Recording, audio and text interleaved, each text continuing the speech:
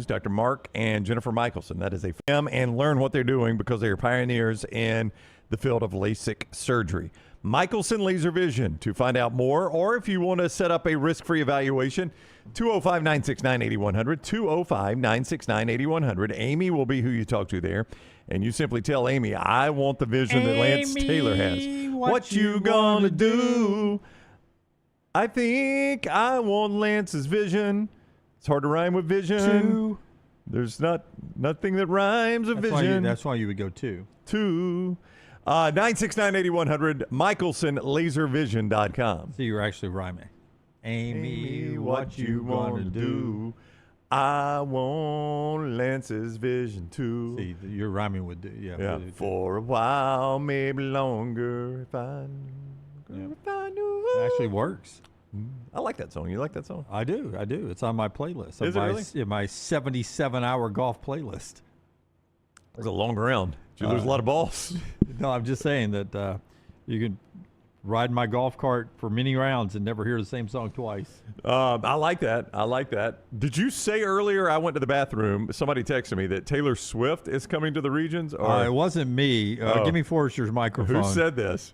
Somebody tweeted it earlier this week. It is last week. It was a mistake.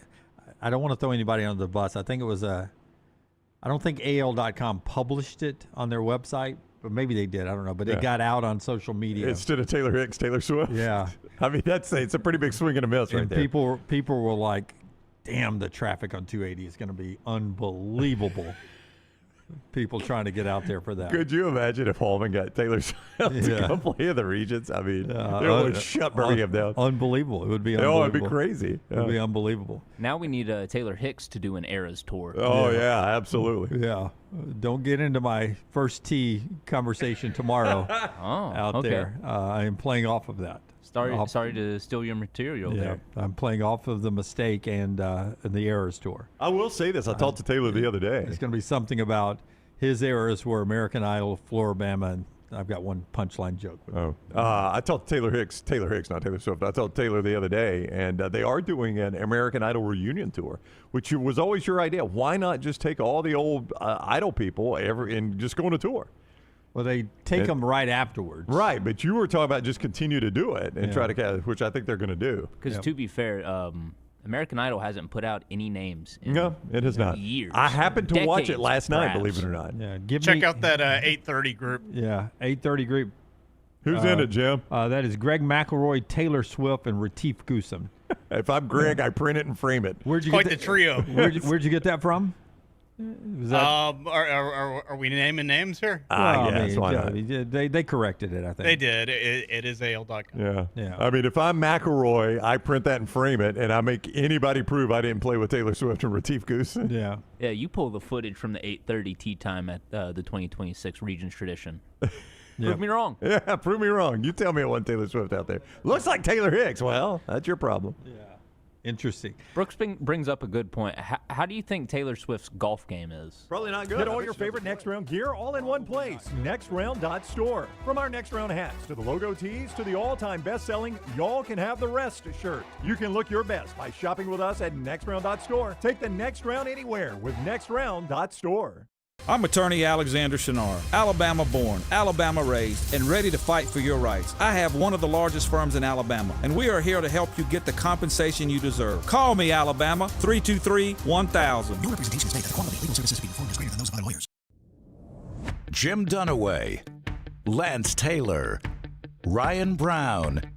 Live from the Birmingham Racecourse Casino Studios, the next round, presented by Bud Light, is on now.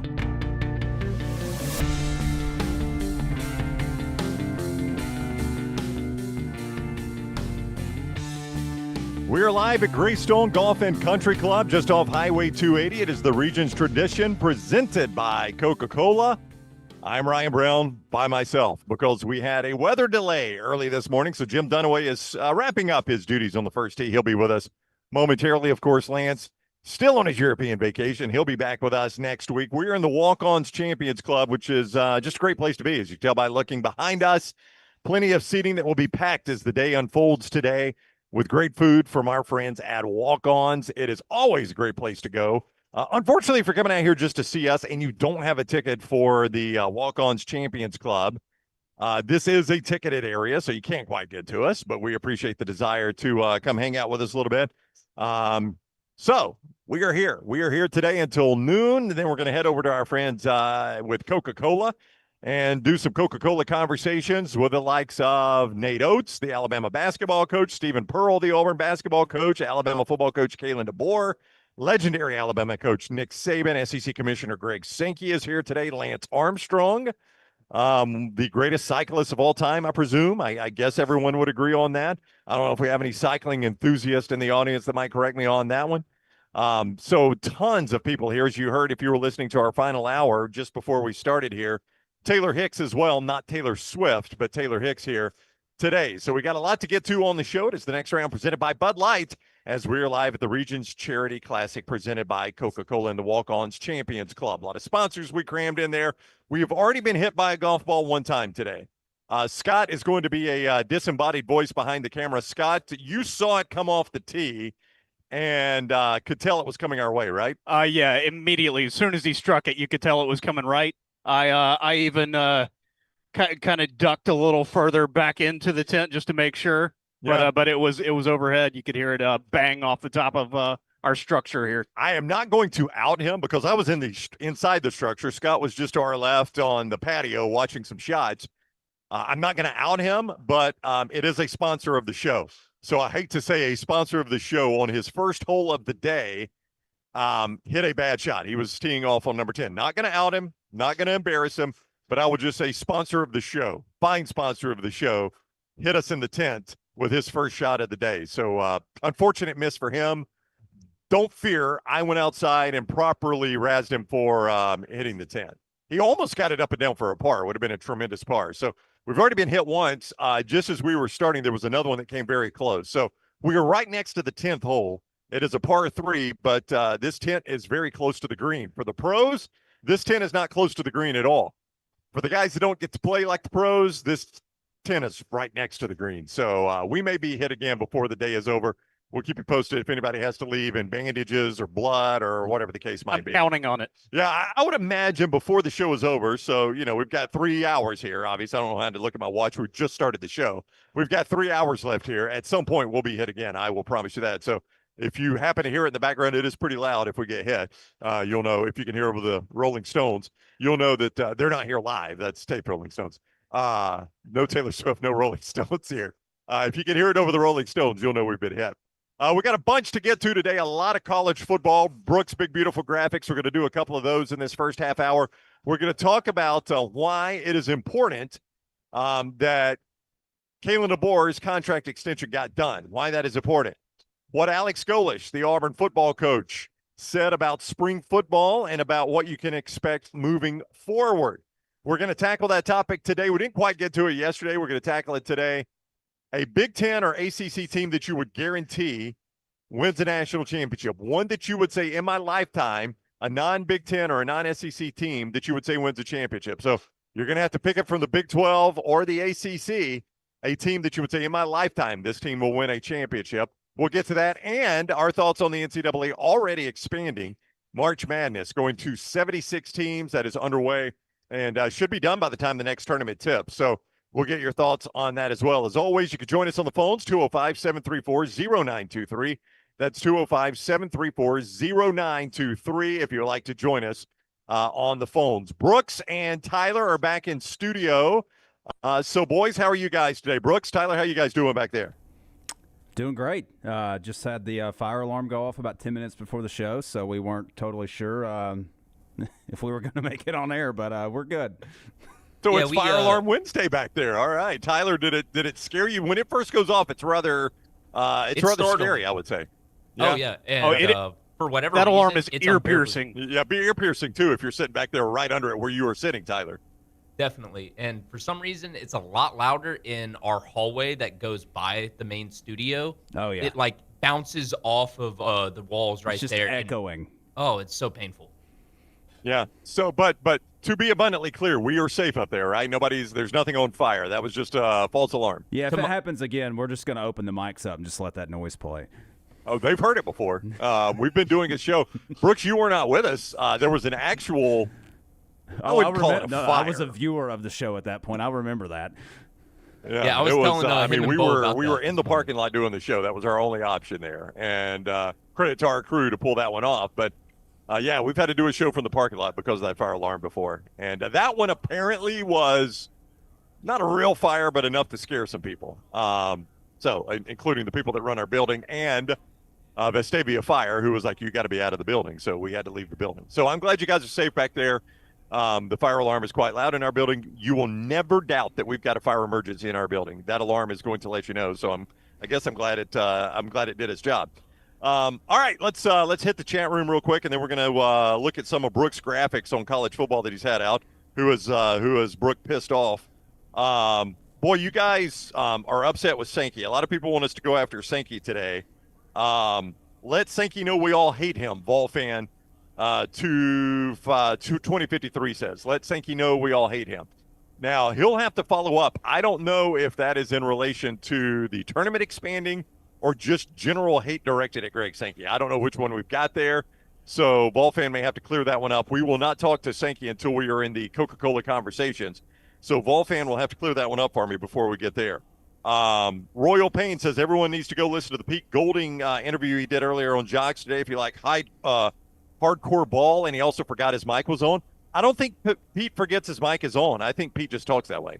And unfortunately, as Scott pointed out yesterday, Ole Miss is on to Pete, and Scott, now they're starting to censor Pete, which I don't like. We want uncensored, unfiltered Pete Golding. That's right. If we get Pete, I'm letting it all fly. That's right. We just let Pete go. We let Pete eat.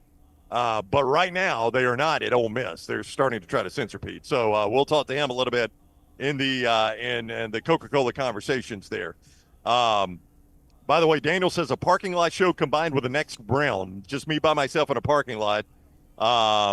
That is not what we had planned. That is true. That would be a little too much. I'm just getting an update here, and I'll let you guys in the studio know. Alex Golesh just texting that he is going to swing by and see us. 10:15ish. I did not know Alex was here. Did you even know he was here, Scott? I knew he wasn't playing. No, I thought because he wasn't playing, he wouldn't be here. Yeah. We are incorrect in that assumption. Okay. So Alex Golesh, the Auburn coach, is going to come hang with us around 10:15. So put that on your calendar. It's today. I don't know why you put it on your calendar. Set alerts. Alex Golesh is going to come hang with us at 2:15. He's just letting me know. So, or 10:15, I should say. So we'll have the Auburn coach there at 10:15. So we could talk to him about one of our topics today. We'll get into it a little bit more when Jim gets here. But Golesh telling people in the tour he's on, the ambush. Do they still call it the ambush? Is that right? Yes. Yeah, the ambush. Thank you, Scott. Is that, hey, listen, I own it that the spring game wasn't really exciting. I get that. I own it. But we're going to have a fun brand of football. So I wonder, and Auburn fans at the chat can let me know, what do you consider a fun brand of football? I don't know what a fun brand of football is. Well, winning, obviously, Scott, is the most fun. Whose spring game is fun? Nobody's. That's exactly. why. Yeah, that's why I wondered why he was so eager to say that. I don't know if it was in response. I only saw the printed portion of it from a J-Tate tweet. I didn't go back and hear the entire audio, so I don't know if he was asked something that led him into that. So that is potentially, the reason he said we're going to have a fun brand of football. But I mean, other than winning, which is the most fun thing, I guess a fun brand of football is an actual competent offense, because Auburn did not have that under Hugh Freeze. That's for sure. So I guess that would be the fun brand of football. Is that what you would call fun? Is a competent offense? Points and wins, yes, those would be fun, and those would be improvements. Yeah. So as Jay says right away, fun, winning. 10-time champion. We want a winner, not a golfer. Hugh's still playing golf. He was in the Chick-fil-A deal yesterday. Not invited out here today, though. Had he been invited, he would be here in a heartbeat. I can promise you that. Hugh loves playing some golf. There were actually 3 former Auburn head coaches in that tournament with Gus and Tuberville. Gus Tuberville. Not all of them still being paid by Auburn, so that's good news for Auburn fans. But yeah, 3 former Auburn coaches in that tournament. Jace, by the way, this is a shot at Auburn. I'm still going to read it in the chat room. Going to Vestavia Bowl in December is a byproduct of Auburn's fun brand of football. That's a byproduct of Auburn thinking they had a fun brand of football, but they did not. We'll see if they can avoid the December trips to Vestavia Bowl. If you don't know, that's a shot at being in the Birmingham Bowl. If you're at Vestavia Bowl, that's one of your outings.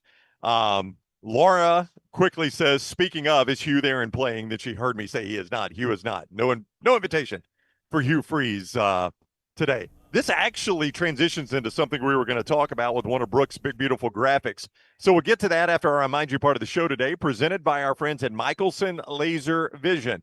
Doctors Mark and Jennifer Michelson are pioneers in the field of LASIK surgery. If your distance vision is failing you, Michelson Laser Vision can help you out. Go get a risk-free evaluation from Michelson Laser Vision and see if LASIK surgery might be right for you. It was for Lance. He was legally blind with his distance vision, went to see Michelson Laser Vision. Now 2015 vision is what Lance has. You can do the same thing. Let Michelson see if it works for you. 969-8100. Call Amy. Tell her, I would like to have that distance vision that Lance Taylor now has. 969-8100. Or see more online, MichelsonLaserVision.com. And LT tells us about our friends at Hoover Toyota. Hey, if you're in the car buying market, you need to check out our friends at Hoover Toyota, conveniently located Highway 150. Beautiful location. I have purchased 2 cars in the last year plus. Got my daughter that RAV Christmas of 2024 back in October. I got in the Land Cruiser. We're absolutely loving our Toyotas. When you look at reliability, safety, something that holds its value, it is the Toyota. And Hoover Toyota, their inventory offers a fantastic selection. Their on-site finance department provides affordable financing options. Even after the keys to your new vehicle are in your hands, they are there to serve you with the service and parts department, committed to keeping your vehicle running smoothly. When you shop with Hoover Toyota, they want to keep you as a customer for life. That's why they offer that red carpet program. To view their inventory and great pricing, go online today, hoovertoyota.com. All right, in the chat room, Ty says, fun brand for me would be defined as not having O-line have penalties every other play. Obviously, a clean brand of football is a more fun brand of football to watch. There's no doubt about that. Lamb I Believer says, Tuberville was playing golf while Saban was recruiting. Seems to be a recurring problem for Auburn coaches. It was actually, I think, more hunting with Tuberville.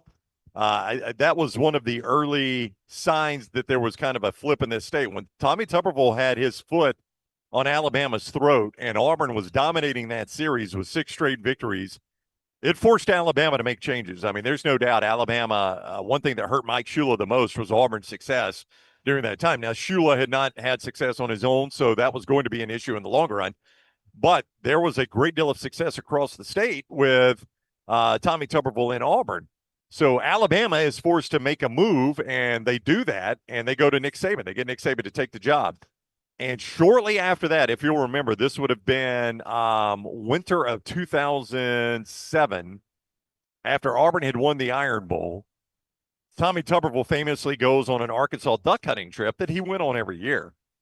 And Nick Saban was landing 5-star after 5-star. Now, that's the way it gets remembered, or that's the way it got played up, that it really happened that way. But a lot of people were like, man, this is a sign of things to come. If Tuberville thinks he's going to sit around and do the status quo that was good enough against Mike Shula and Dennis Franchione and all the Mikes that Alabama ran through there, and still beat Saban, that's not going to happen. And sure enough, by that next year, Nick Saban not only had caught but passed Auburn. His team's playing for the SEC championship, destroys Auburn like 38-0 in the Iron Bowl, and Tommy Tuberville's fired at the end of that year. So that's a real thing. Like, I mean, Tommy Tuberville had it on lockdown, and maybe that lockdown went a little bit too long for Tommy Tuberville. A little bit more from the chat room. Tyler, why don't you ask the question about the head-to-head golfers that you ask in the chat room, because I like the way you worded it. So ask me the question about the head-to-head golfing outing there. All right, who do you think wins in a standard round of 18? Hubert Freeze or the Dilfmeister? Hubert Freeze or the Dilfmeister. The Dilfmeister is by far and away the better golfer. The Dilfmeister, for those that know golf lingo, is a plus handicap, which means you're really, really good. Hubert Freeze, I would peg. We used to keep up, if you'll remember, we used to keep up with Hubert Freeze's handicap. He allowed us to do that very easily because he would post every score he shot. And I think Hugh Freeze, last time I checked, was an 8 or 9. So that would not be a very good match there, Tyler. You would make on Kalshi. We'll talk about Kalshi later, Kalshi.com. I'm going to say the Dilfmeister is like 85%. Hugh Freeze is 15%. All right. I guess That- all that experience in college football really helped him boost his handicap. yes, it did. Okay, going off of that, who do you think played more rounds while on the job? Trent Dilfer. Trent Dilfer, 100%. That's how you get that good handicap. Yeah, I think Dilfer was definitely the one that was out there more than Freeze. And we saw all Freeze's rounds. He Well, would he's post got his, less I think, free time now, back as a Yeah. high school football coach. Yeah. Schedule slammed. Yeah. I mean, Dilfer had more free time. Yeah, you guys are right. I mean, once he got out of that pesky high school football job and got one of those college jobs, he had all the free time Cushy. on his hands. He was able to play.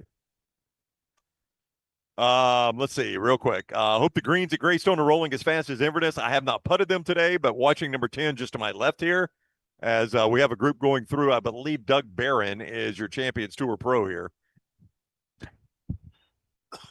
Excuse me. They look very fast. I did see one of the pros earlier who, one of the few guys here who made a nice shot. He stuck it probably 5 feet away, and it did not roll very far. No. That place took a lot of rain. Yeah, it took a lot of rain, so they're soft, but they still got some pop to them. Landmine Believers says this is a bad time to get choked up, by the way, when you're by yourself here. Excuse me. Landmine Believers says LT hated Dilfer. Did we ever find out why? I'm glad that question is asked because I would like to address that. There was no hatred on the show for Trent. Trent came on the show. He was a weekly guest for quite a while. I think, did he do that 2 years, Scott? Was he a weekly guest 2 years, Trent Dilfer, or just the one? I think just the one. And a lot of people thought something happened there and we quit having him on because of an incident. There was no incident there. We quit having him on. And I'm just going to be 100% blunt with you. There were two issues. Number one, it was a little bit sponsor driven, and we had a sponsorship change in that category. Went with a different sponsor there. And then number two, honestly, we just weren't buying the future of UAB football. And I'm just being blunt with you. Like, we made a decision in the offseason. I think this is headed in the wrong way, and those are going to be long, arduous interviews. If every single week we've got to talk to Trent Dilfer about UAB football, there's only so many times you can have him on and talk about issues in college football or see if he's watching the NFL or tell us fun stories about times you played in the NFL or did you ever meet this guy? There's only so many of those interviews you could do. And just being genuinely honest with you, the audience, we just thought UAB football was going in the wrong direction. So we decided not to renew the deal with Dilfer and not have him on. I would have to say I think we made the right call there. Do you know how difficult those interviews were going to be last year as he's coaching his way to getting fired, or really over the last 2 years? They were a year and a half. They didn't have him on. There was no incident with Dilfer. If anything, some of the criticism that might have seemed like vitriol aimed at Dilfer was the fact that I don't think the guy, even before he left and publicly didn't take enough ownership for how bad the program was, I think when he was here and still coaching UAB, he didn't take enough ownership of how bad the program was. So, frankly, there was no issue that ever happened with us and Trent Dilfer. We didn't really build a big relationship with him. He just wasn't here long enough and wasn't on our show long enough. But he came in studio, which is where he famously made the quote about getting a college job and having more free time now. But there was never anything bad that happened with Dilfer. I don't have any hard feelings against him. There was no issue. There was no confrontation. We just decided not to have him on the show. I like Tyler's analogy. It'd be like interviewing the Titanic's orchestra conductor. I mean, Tyler, what do you ask that guy about, right? Is that Tyler Johnson said that? Yes. Yeah, it is. Tyler, what would you say to that guy? I mean, he can only tell so many stories about great cruises he was on, right? I mean, I don't know what you would ask about. I mean, there was a bet going on last year that Milton tried to get everybody in on. It's like, you're going to make a boatload on it if you take the win total under for their whole season. Yeah. No, Daniel is arguing with you. He's seen the movie. He's like, untrue, man. The Titanic captain, the Titanic orchestra guy, they played until the ship sank. Like, as soon as that ship started sinking, Trent Dilfer was out. He wasn't playing until the ship went down. But I guess he's one of the guys that snagged the lifeboat. Yeah. I like the analogy.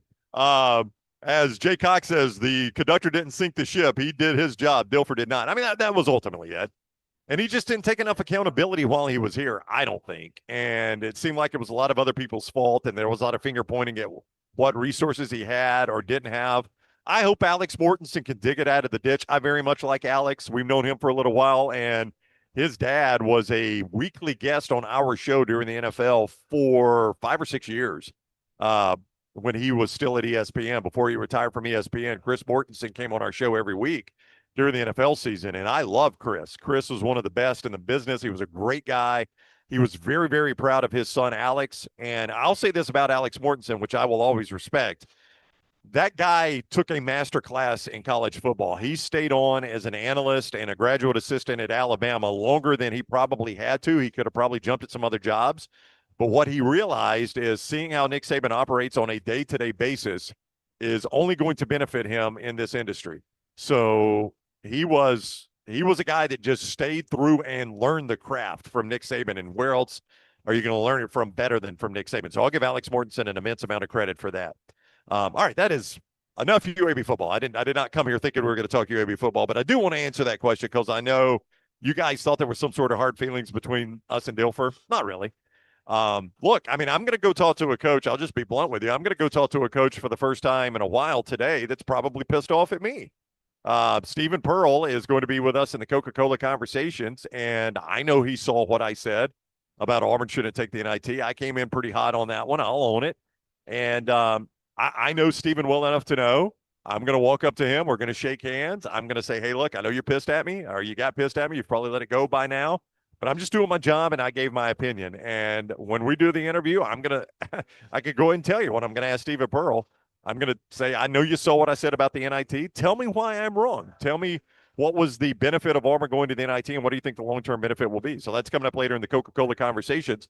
But that's how it works. We have a job to do, and sometimes it pisses off the other coach. Sometimes the coach never loses. I don't think Nick Saban ever once got pissed at it. You know why? Nick Saban never lost. So we were never having to criticize Nick Saban. Hugh Freeze got a little pissed at us once. He didn't reach out. He had someone reach out on his behalf, but he got a little pissed at us, but we were fine with Hugh. I mean, he got past it. He got over what he was upset about. We were not in the wrong, but we talked it out, and Hugh was fine. Nate Oates has never really gotten pissed at us. He's done a lot of winning. Steven, it was a tough year, and I assume he's upset at me. I'll let him know. And if he is, he'll get past it. I can guarantee you that. Maybe Trent never will. All right, let's talk about Central State Bank. It is the bank that is big enough to serve you, small enough to know you, though. They are a community bank. That is massively important when you are doing business, whether it is looking to buy a car, whether it is looking to start your own business. You can do that with our friends at Central State Bank. They are a community bank. The decision makers are right here in your own backyard, and they have got branches throughout the state of Alabama that can serve you at Central State Bank. Big enough to meet every single need you have, small enough to know you. Central State Bank, member FDIC. And if you're looking to expand your career in crane operation, Lance Taylor tells you more about our friends at Crane U. Curious about a career in the crane industry? The first big step is getting certified and becoming fully compliant. And Crane U, our friends, they are here to guide you every step of the way. Crane U is your all-in-one destination for crane certification success. They guide you through every step of the process, from comprehensive preparation, both in and out of the classroom, to ensure you're fully equipped for even the toughest exams. Then they streamline your experience by administrating both the written and hands-on test right here at their facility, so you can get certified with confidence and convenience. For more information, craneuonline.com. That is craneuonline.com. All right. In the chat room, somebody asked if Jeff walked behind me. Scott, you said it was no. Is the person they confused for Jeff still in here? No. However, I did see Sean Alexander was behind you a few minutes ago. Wait a minute. Like the guy that played football at Alabama and the Seattle Seahawks, Sean Alexander? Yeah, that guy. He was in here? Yes. That is pretty random, wouldn't you admit? I mean, you see folks walking around. Okay. All right. I'm pretty sure it was Sean Alexander. I'll see if I can find him. Heck, he can come hang out. Yeah, he come hang out. Sean Alexander in the building, potentially. I think. Scott thinks he was a pretty. Now Brown's making me doubt it. Yeah. Well, I don't know. I mean, he's a recognizable guy. Like, you saw a lot of Sean Alexander over the years. All right, Dunaway will be with us again. I'm solo, not by plan today.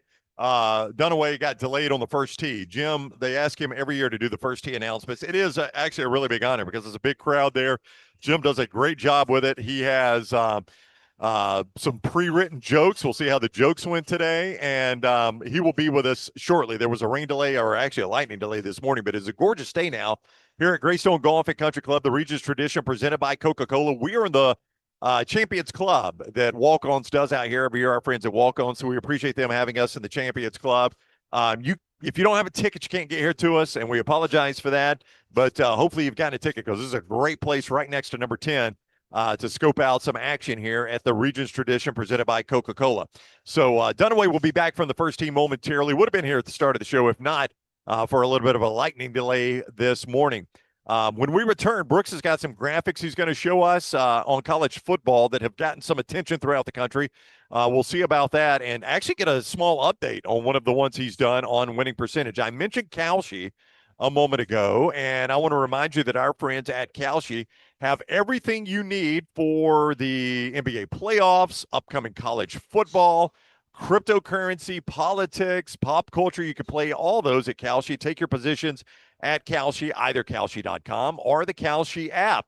Either way, use code TNR, whether it's Kalshi.com or the Kalshi app, code TNR, and you get $10 on your first $10 position. Very important to point out that Kalshi is not just available, but legal in all 50 states. So wherever you watch us, you can take a position at Kalshi 100% legally. So go to Kalshi.com and just start looking at what you can play there, and you can have some fun every day of the week, not just during sports, at Kalshi and Kalshi.com. Please don't forget to use code TNR. It helps us a lot there, but it also helps you because you get $10 on your first $10 position with our friends at Kalshi, code TNR, Kalshi.com or the Kalshi app, code TNR. The next round on the road at the Regions Tradition presented by Coca-Cola. We'll be back right after this.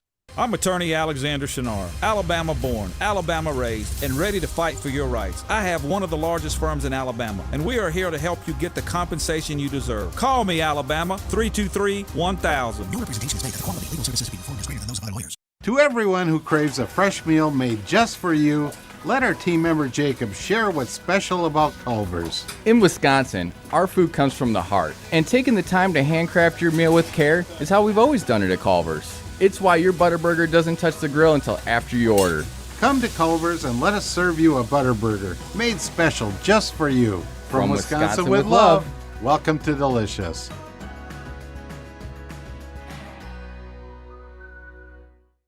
At Central State Bank, we are large enough to serve you and small enough to know you.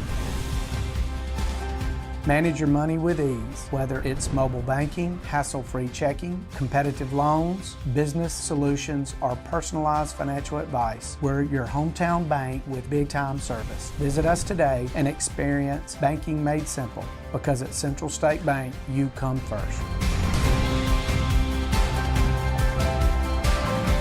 Member FDIC. Catch up on all today's Next Round on demand through the podcast platform of your choice, Apple, Spotify, iHeart, or Google Podcast, wherever you listen. Always like, follow, subscribe, and turn on automatic downloads so you never miss any part of the Next Round.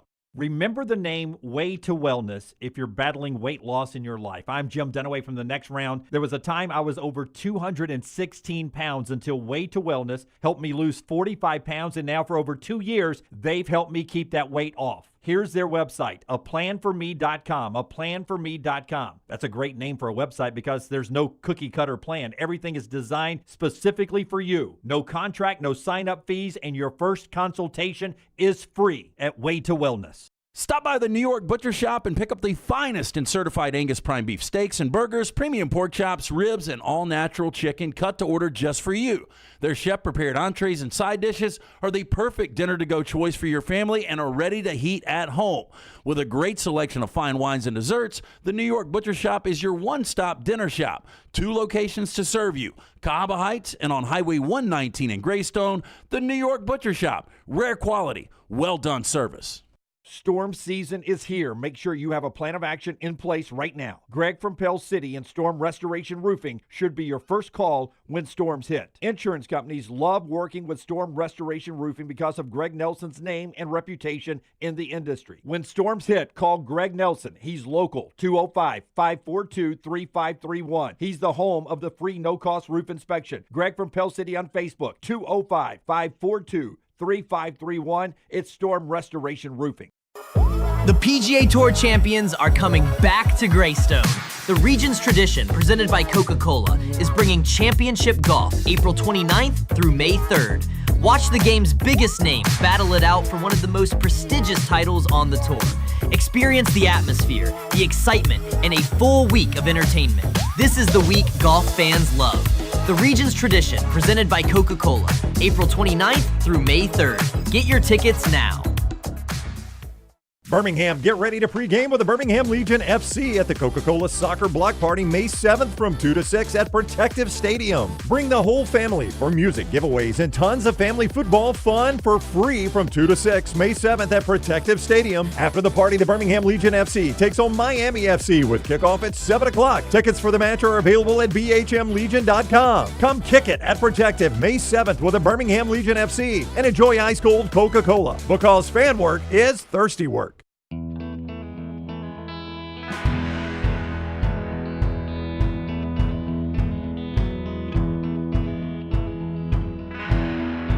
All right, we continue on the next round presented by Bud Light. We are in Greystone right now for the Regions Tradition presented by Coca-Cola. We are inside the Champions Club, the Walk-On Champions Club here at Greystone. We appreciate them hosting us. A fun party unfolding behind us as the groups come through. Just breakfast out today from our friends at Walk-Ons, but they'll have much more as the Primo groups come through, which includes Stephen Pearl. He'll be the first one to come through, the Auburn basketball coach, Alabama basketball coach Nate Oates. You've also got Nick Saban, Alabama legend Nick Saban, Kalen DeBoer, Lance Armstrong, Kirby Smart, Pete Golding, the Ole Miss coach. So a lot of people coming through today. All right, let's open up the Shannara Spotlight, talk a little college football here with some of Brooks' big, beautiful graphics. Brooks, if you will, please hit that Shannara Spotlight. The College Football Spotlight. It is presented by our guy, Alexander Shannara, Shannara Trial Attorneys. You find yourself in need of an attorney for any reason, you go to Shannara.com. Shannara.com, they don't just handle personal injury claims. They go a lot deeper than that. They also handle fire and storm damage claims, bad drug and device claims, workers' compensation, employment claims. It just goes on and on and on. Don't think just because you know Alexander Shannara made his name in the personal injury business that's all he handles. No, it is much more than that. So you can go to Shannara.com, Shannara.com, and you don't pay a dime unless they win your case. Shannara Personal Injury Attorneys, Shannara Trial Attorneys, Shannara Attorneys, they handle workers' compensation and all of that. It goes much deeper than just personal injury. Shannara.com, they've recovered more than $2 billion for their clients with Alexander Shannara Trial Attorneys. All right, the spotlight today going to be college football winning percentages in the BCS and college football playoff era. All of our graphics put out there at Next Round Live on social media. You can follow us there, Instagram, TikTok, the X, Facebook, and Next Round Live everywhere. Brooks puts those out. So, Brooks, walk us through this. You're looking at just college football winning percentages in the BCS and college football playoff era, right? Correct. I like to use this era a lot. I mean, I think it's the first defined era of having a championship game, a true champion. I know we kind of had that with the Bowl Coalition and stuff at some point in the 90s, but you didn't have that true 1 versus 2 or national champion until the Rose Bowl started to participate in it. So since 1998 until where we presently sit, I believe it's 28 seasons that we've been in this era now. Ohio State, has just been feasting on Big Ten. Not surprising. I mean, they're a machine. Look how far as far as wins go. Look how far ahead they are of everyone, though. I know. Specifically, power conference opponents. Number 2 is Boise State, but they're way out in front. I think someone replied to our tweet and said that's an average of about 11-2 season every year. Do you have, just a wild guess, or you may actually know the answer, how many wins does that represent in front of Boise? So an 832, for those that can't see, wait a minute, the wins are on there, Ryan. Yeah, I have the records. All I got to do is zoom in. 832 to 792, 302 wins to 286 wins. You're right. That is a significant difference. They're the only over that team period in the 300s. of time. They're the only team in the 300s. So, yeah. So Georgia third, which, the Mark Richt era didn't produce a national championship, but it was a pretty consistent era. I mean, you could kind of count on Richt for most years to contend for double-digit wins, and that was back in an 11-game schedule, so you're including the bowl game there. But Richt, I mean, it feels like I'd have to go pull up his record, but it feels like there were a lot of double-digit win seasons in there for Mark Richt. And then when Kirby took over, it was next level. Yeah, definitely. I want to say I think it was 2009 was kind of that pivotal moment where Mark Richt kind of had to coach his way off the hot seat. He went 6-7, lost to UCF in a Liberty Bowl game, and then wound up kind of riding the ship and made back-to-back SEC champion. Actually, I think he might have made 2 or 3 SEC championship games in a row, and really turned it around. But I want to say he had a 6-7 season and maybe 1 or 2 8-5 seasons, but had a 10-win season every year aside from that. So very consistent for sure. And then, I guess you get a little bit of Jim Don in there at the beginning of that era. So, and he wasn't awful. Now, with more wins but a worse win percentage because there are 2 more losses is Alabama. I mean, Georgia and Alabama are just about identical. Georgia at 288 and 83. 776 win percentage. Bama at 289 and 85, a 773 win percentage. They're asking in the chat, did you account for thrown out wins or were these actual on-field results? These are actual on-field results. I use StatHead, which is a product of Sport Reference, and they acknowledge all on-field wins when looking at this. It's not taken from like Wikipedia or anything like that. So this is this accounts for. I need that login wins. because every time I look at a coach's record, I get pissed because Wikipedia backs out the vacated wins. So it makes it so hard to see. I mean, and there are a lot of coaches that have had to vacate wins, by the way. Just a disclaimer, I never exclude wins that were vacated in anything that I do on our graphics, which is that's our stance on this show, and it has been for a long time. We saw the games. They can vacate them all they want, but I saw them played, right? Yeah, and LSU fans always get fired up because they're like, USC was not a national champion in 2004 or 2003. Yeah. Oklahoma at 771, they are 283 and 84, so they're right behind Georgia and Alabama. So current SEC teams, you got Oklahoma right behind Georgia and Alabama. One thing that I talk about a lot with Oklahoma, and I think people, I think they get sucked in, like in this whole Texas-Oklahoma debate. Oklahoma historically is the much better program than Texas. And I would say much better. When I said much better, that probably sounded like an overstatement, and you could disagree with me, obviously, but I would say Oklahoma the much better program historically than Texas. Yeah, especially here in the modern era. You look at the Big 12 came around in 1996. Oklahoma, I want to say won almost a third or more of the Big 12 championships during their time in that conference. Once Bob Stoops got there, starting in, I think, 99, within 2 years had them winning a national 2 or 3 years had them winning a national championship. They were a consistent 10, 11, 12-win team most of his time there, and then followed that up with Lincoln Riley having a really good run there, continuing to win Big 12 titles. They feasted on Big 12 competition for a very long time. Texas was really good in the 2000s under Mac Brown, but really fell off for about a decade. Well, to my point here, just in this window you're looking at, what you said was 28 seasons? Oklahoma is almost 30 full wins in front of Texas, just in that small, relatively small data set. I guess that's about a quarter of football history if you think about it that way. They've been playing this thing for a little more than 100 years. So in about a quarter of that history, Oklahoma is almost 30 wins ahead of them. Yeah, and I've done a graphic where you break it down by most wins per decade, and Oklahoma and Texas were Oklahoma, Texas, and Boise State were your 3 winningest programs in the 2000s. Oklahoma remained in the top 5 in the 2010s, and Texas was nowhere to be seen. So they really separated themselves, I think, in the modern era from a historical perspective from their rival counterpart there. All right, what surprised you in building? We'll get to Auburn in a second. What surprised? Can I tell you what surprised me? Sure, yeah. I'm going to have to 1, 2, 3, 4, 5, 6, 12, 13, 14. You got to go to 14 to find Notre Dame. I feel like if I take any 25-year slice of college football, I shouldn't have to go 14 deep to find Notre Dame in terms of winning percentage. Would you not agree with that? Well, see, I think the biggest thing there is what did Brian Kelly get to Notre Dame? I want to say 2009 or 10 when he left Cincinnati and came there. I want to say he started in 2010 there. That's at that point 12, 13 seasons into this era. And after Lou Holtz left Notre Dame, up until Brian Kelly got there, they were not very good. I think they had one 10 or 11 win season, under Charlie Weiss, where they went to the Sugar Bowl and got, skull drugged by LSU. But they were not a good football program. They kind of almost turned into the Dallas Cowboys of college football in the late 90s into the 2000s there. In fact, I kind of associate them in my head.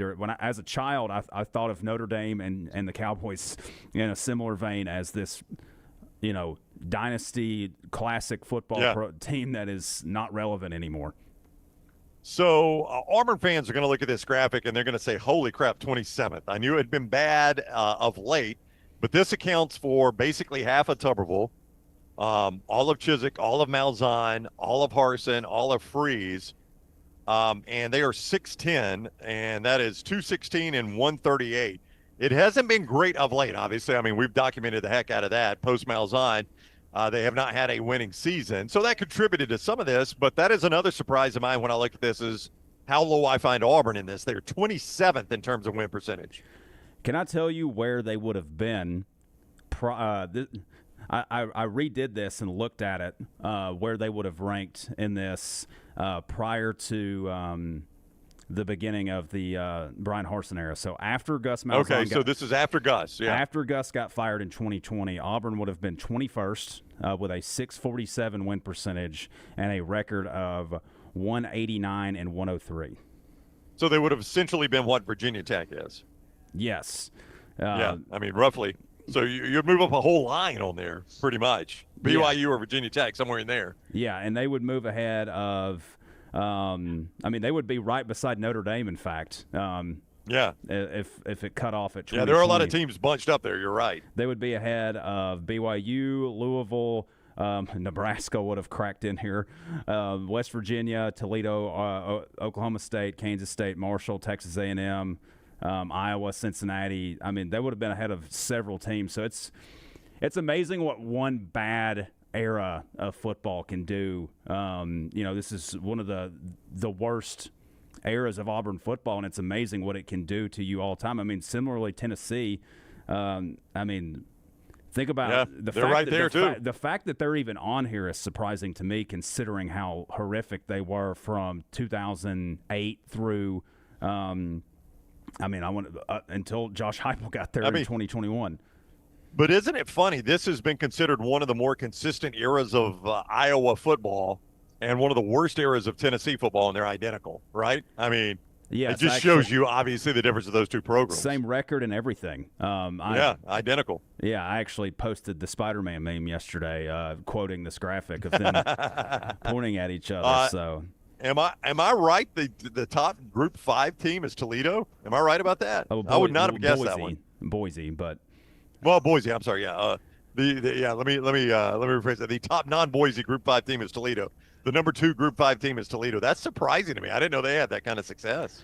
Yeah, and I think historically they have been one of the most consistent programs in the MAC. You think about there's been a couple of times where you've had the MAC bust in a BCS or New Year's Six Bowl with Northern Illinois and Western Michigan. But Toledo is one of those programs that I think has consistently won 8, 9, 10 games every year. The other one is Ohio. Right. A lot of these graphics that I've done since the CFP era, starting in 2014, Ohio always shows up in there too. And then the other G5 team showing up is Marshall, which includes – in 98, they moved up from being a FCS powerhouse and actually went 13-0 in 1998, coming off Chad Pennington, Randy Moss era. So they've been pretty consistent too. All right, one more Brooks graphic in a moment that's going to get me to a stat that I found amazing, and I'm going to credit SEC numbers guy for doing his work on this one. This is a tough one. First, I want to remind you of a couple of great sponsors. Hemp Hill Services brings you Lance'sLock.com every day. Lance still in Europe, but still pumping out those locks. Lance'sLock.com. Hemp Hill Services brings you that. If it doesn't flow right, run right, or drain right, Hemp Hill Services is the place to go. Listen, I tell you all the time when I talk about Hemp Hill Services that we are in the time where it's about to start getting really, really hot outside. You want to make sure your air conditioner is ready for that. If your AC can't keep up, then you're going to be sweltering in your house. Go ahead and get it checked up now before it gets too hot and it's too late. 229-2090, 205-229-2090 for our friends at Hemp Hill Services. If it doesn't flow right, run right, or drain right, always go to Hemp Hill Services, and they always bring you Lance'sLock.com. And don't forget the FIFA World Cup trophy presented by Coca-Cola is coming to Birmingham. Thursday, May 7th, head to Uptown from 2 to 6 for your chance to get a free photo with the iconic FIFA World Cup original trophy, a once-in-a-lifetime moment for fans of all ages. The FIFA World Cup Trophy Tour by Coca-Cola, because fan work is thirsty work. All right, one more graphic you put out there, Brooks, and this one involves the Georgia Bulldogs on the heels of the NFL draft, and I saw this one getting a lot of attention. People are stunned by the numbers that we are seeing from Georgia. So walk us through what the Bulldogs have done just in this recent NFL draft, and then I'm going to back it up with an overall SEC statistic that blew me away. So the 2021 Georgia team now has more total draft picks, more players drafted off that single team, that roster, than any team in NFL history. That's a shout-out to Zach Barnett from Football Scoop, who put that out there in article form. I produced a graphic out of it because I found it pretty amazing. And the team that is not too far behind that everyone wants to reference is that 2001 Miami team. But the team they actually broke the record of was the 2017 Alabama team. If you would have thought about the most NFL production off a single roster in Alabama history, is that the team you would have gone with? Well, I mean, if you think about that team, your receivers were Devontae Smith, Henry Ruggs, Jalen Waddle, Calvin Ridley. I mean, just the receivers, there were a lot of those that went to the NFL. Both quarterbacks did. Tua Tagovailoa, Jalen Hurts, Alex Leatherwood, Najee Harris. Damian Harris. That's just on that. So, I mean, as I start saying those names out loud, maybe that one doesn't surprise me, but I would have go to the defensive side of the ball. Minka Fitzpatrick, all those guys were. Yeah. I would have probably, had you asked me to guess, would have probably guessed. I would have probably guessed maybe the 2011 team, but they didn't really have the offensive firepower. They had the defensive studs. They did not have the offensive firepower as some of those other teams. So 44 total picks from that 2017 Alabama team. Georgia now with 45. And this does include players that have transferred out. So Carson Beck is included in this because he was on the roster with the 2021 Georgia team. So 45 total players drafted. Second all-time is Alabama with those 44. 2001 Miami with 38 selections. And then after that, tied for fourth is 2015 Alabama. And then with a chance to still move up here, that 2022 Georgia team has now had 34 players drafted off of it. So the national championship team the next year. And then the next one in order there, 33 players drafted off the 2002 Ohio State national championship team. All right, so here's a stat to follow that one up, and this one blew me away. SEC Numbers Guy on Twitter is the one that came up with this one. And just in conference play, these are just SEC games, and in this case, ACC games. Vanderbilt. In SEC games this past season, Vanderbilt played a total of 30 NFL draft picks. They faced a total of 30 NFL drafted players in the games they played, the 8 games they played in the SEC this year. Miami, in that same number of games in the ACC, played a total of 5. That's astounding that Vanderbilt played 30, Miami played 5. So you say, okay, well, give me to the Big Ten. All right, I got Ohio State. They had the toughest schedule in the Big Ten last year. They played 9 conference games, facing a total of 26 draft picks. Texas A&M had what was rated as the easiest schedule in the SEC. In their 8 conference games, they faced 40. So Ohio State in more games with the most difficult Big Ten schedule faced 14 fewer NFL draft picks than what Texas A&M played in the easiest SEC schedule, which is 8 games. Brooks, that blew me away when first of all, that Miami only played 5 total draft picks in an ACC schedule. How was that even possible? I know how few players they had drafted, but how was it even possible that they only played 5 draft picks? Isn't that crazy? Yeah, that's pretty nuts. And what's even crazier is the fact that it took the committee to put them into the college football playoff playing a schedule that had that few of NFL talent on it, that they somehow messed around and didn't find themselves in an ACC championship game with that schedule. The first thing I thought about when you compared those two teams were Vanderbilt got stuck on that 14 line and could not move when it came to the committee. And they had an identical record to Miami, 10-2 in the regular season. And Miami winds up obviously proving that they should be in there. But from just a pure resume standpoint, Vanderbilt played way more NFL talent, wound up with the exact same record, and perhaps based off brand, just couldn't move. They would not move them higher than 14th. And Miami plays, basically half of a starting offense of NFL talent. And and I'm not saying NFL talent is the end-all be-all in team evaluation, but it's seemingly roster would be a pretty important piece in evaluation. And when you've got Vandy playing 30 total draft picks and Miami playing 5, that's incredible. But I was even more stunned by this Ohio State stat that they had considered the toughest Big Ten schedule, and in 9 conference games only faced 26 draft picks, while A&M, with the easiest conference schedule, played 40 draft picks in just 8 games. That one probably even blew me away more. Yeah, and the chat brings up a good point. How many of those for Miami were just Notre Dame? Or I guess that probably doesn't count on the ACC schedule, does it? Yeah, okay. Yeah, that was one of the ACC agreed scheduled games, but does not count in the ACC standings. So, I'd have to go back and think. I don't know the team where they played the most. Louisville I know the Dolphins drafted a Louisville receiver, so I don't know.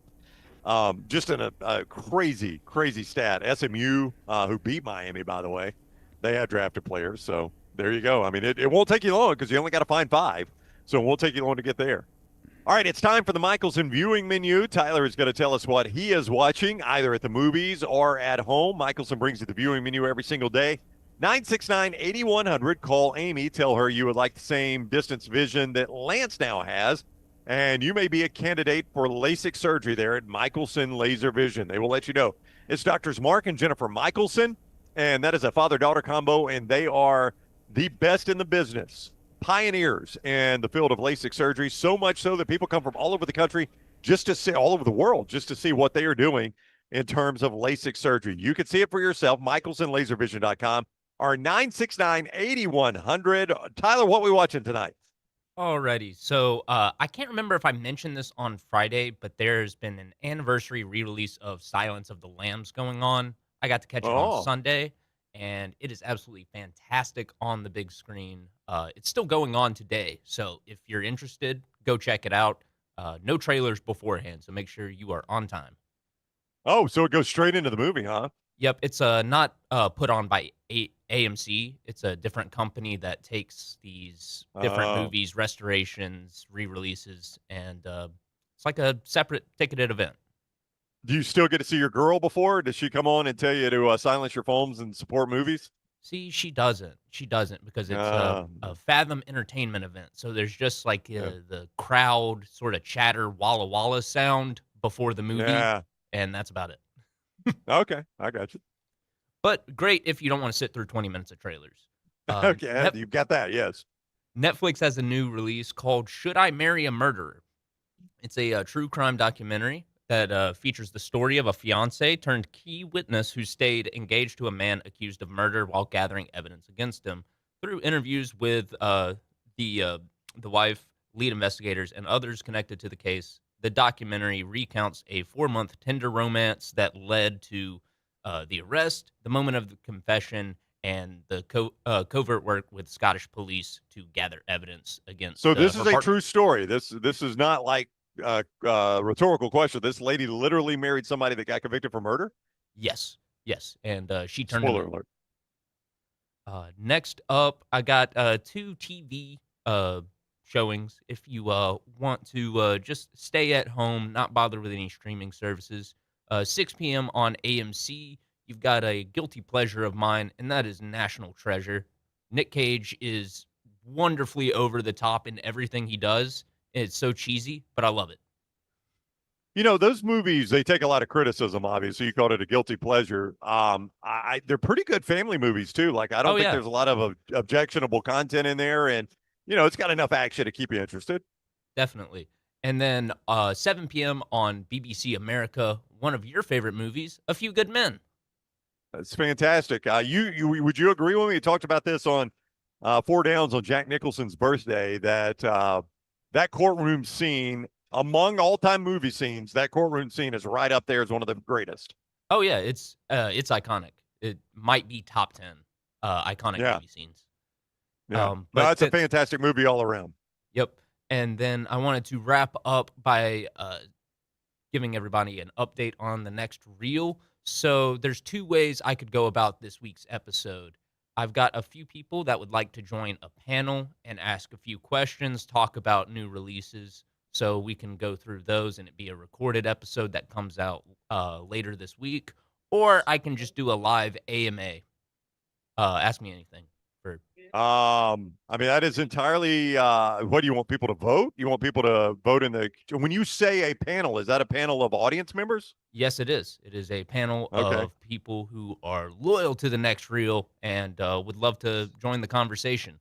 But I also don't want to leave people out if they want to join the conversation as well, but don't want to go on camera.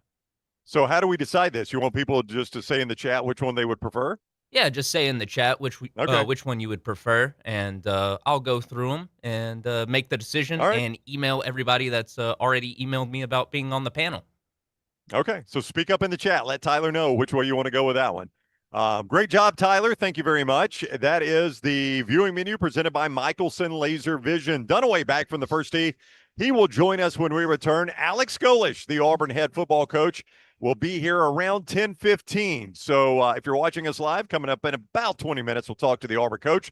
Those of you catching us on audio on demand, that is middle of hour number 2, roughly, if you want to catch the Auburn football coach. If you are watching us live, please give us a thumbs up. Make sure you've set your alerts and subscribe to our YouTube channel. We appreciate that. Share us as much as you can on social media at Next Round Live. And those of you on audio download, the on-demand audio, please set your automatic downloads. That helps us a ton when you set automatic downloads. So we greatly appreciate you doing that. So subscribe everywhere, set alerts, set automatic downloads, and share us as much as you can. All right, that's an hour in the books from the Regents Tradition presented by Coca-Cola. We are in the Champions Club with walk-ons. Much more to go here on the Next Round, presented by Bud Light. Take the next round anywhere you go with official Next Round gear. Buy yours today at nextround.store. I'm attorney Alexander Shinar, Alabama born, Alabama raised, and ready to fight for your rights. I have one of the largest firms in Alabama, and we are here to help you get the compensation you deserve. Call me, Alabama, 323-1000. No representation is made that the quality of legal services being performed is greater than those of other lawyers. To everyone who craves a fresh meal made just for you, let our team member Jacob share what's special about Culver's. In Wisconsin, our food comes from the heart, and taking the time to handcraft your meal with care is how we've always done it at Culver's. It's why your Butterburger doesn't touch the grill until after you order.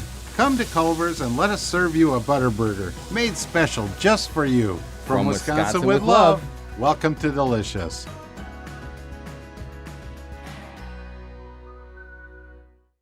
At Central State Bank, we are large enough to serve you and small enough to know you.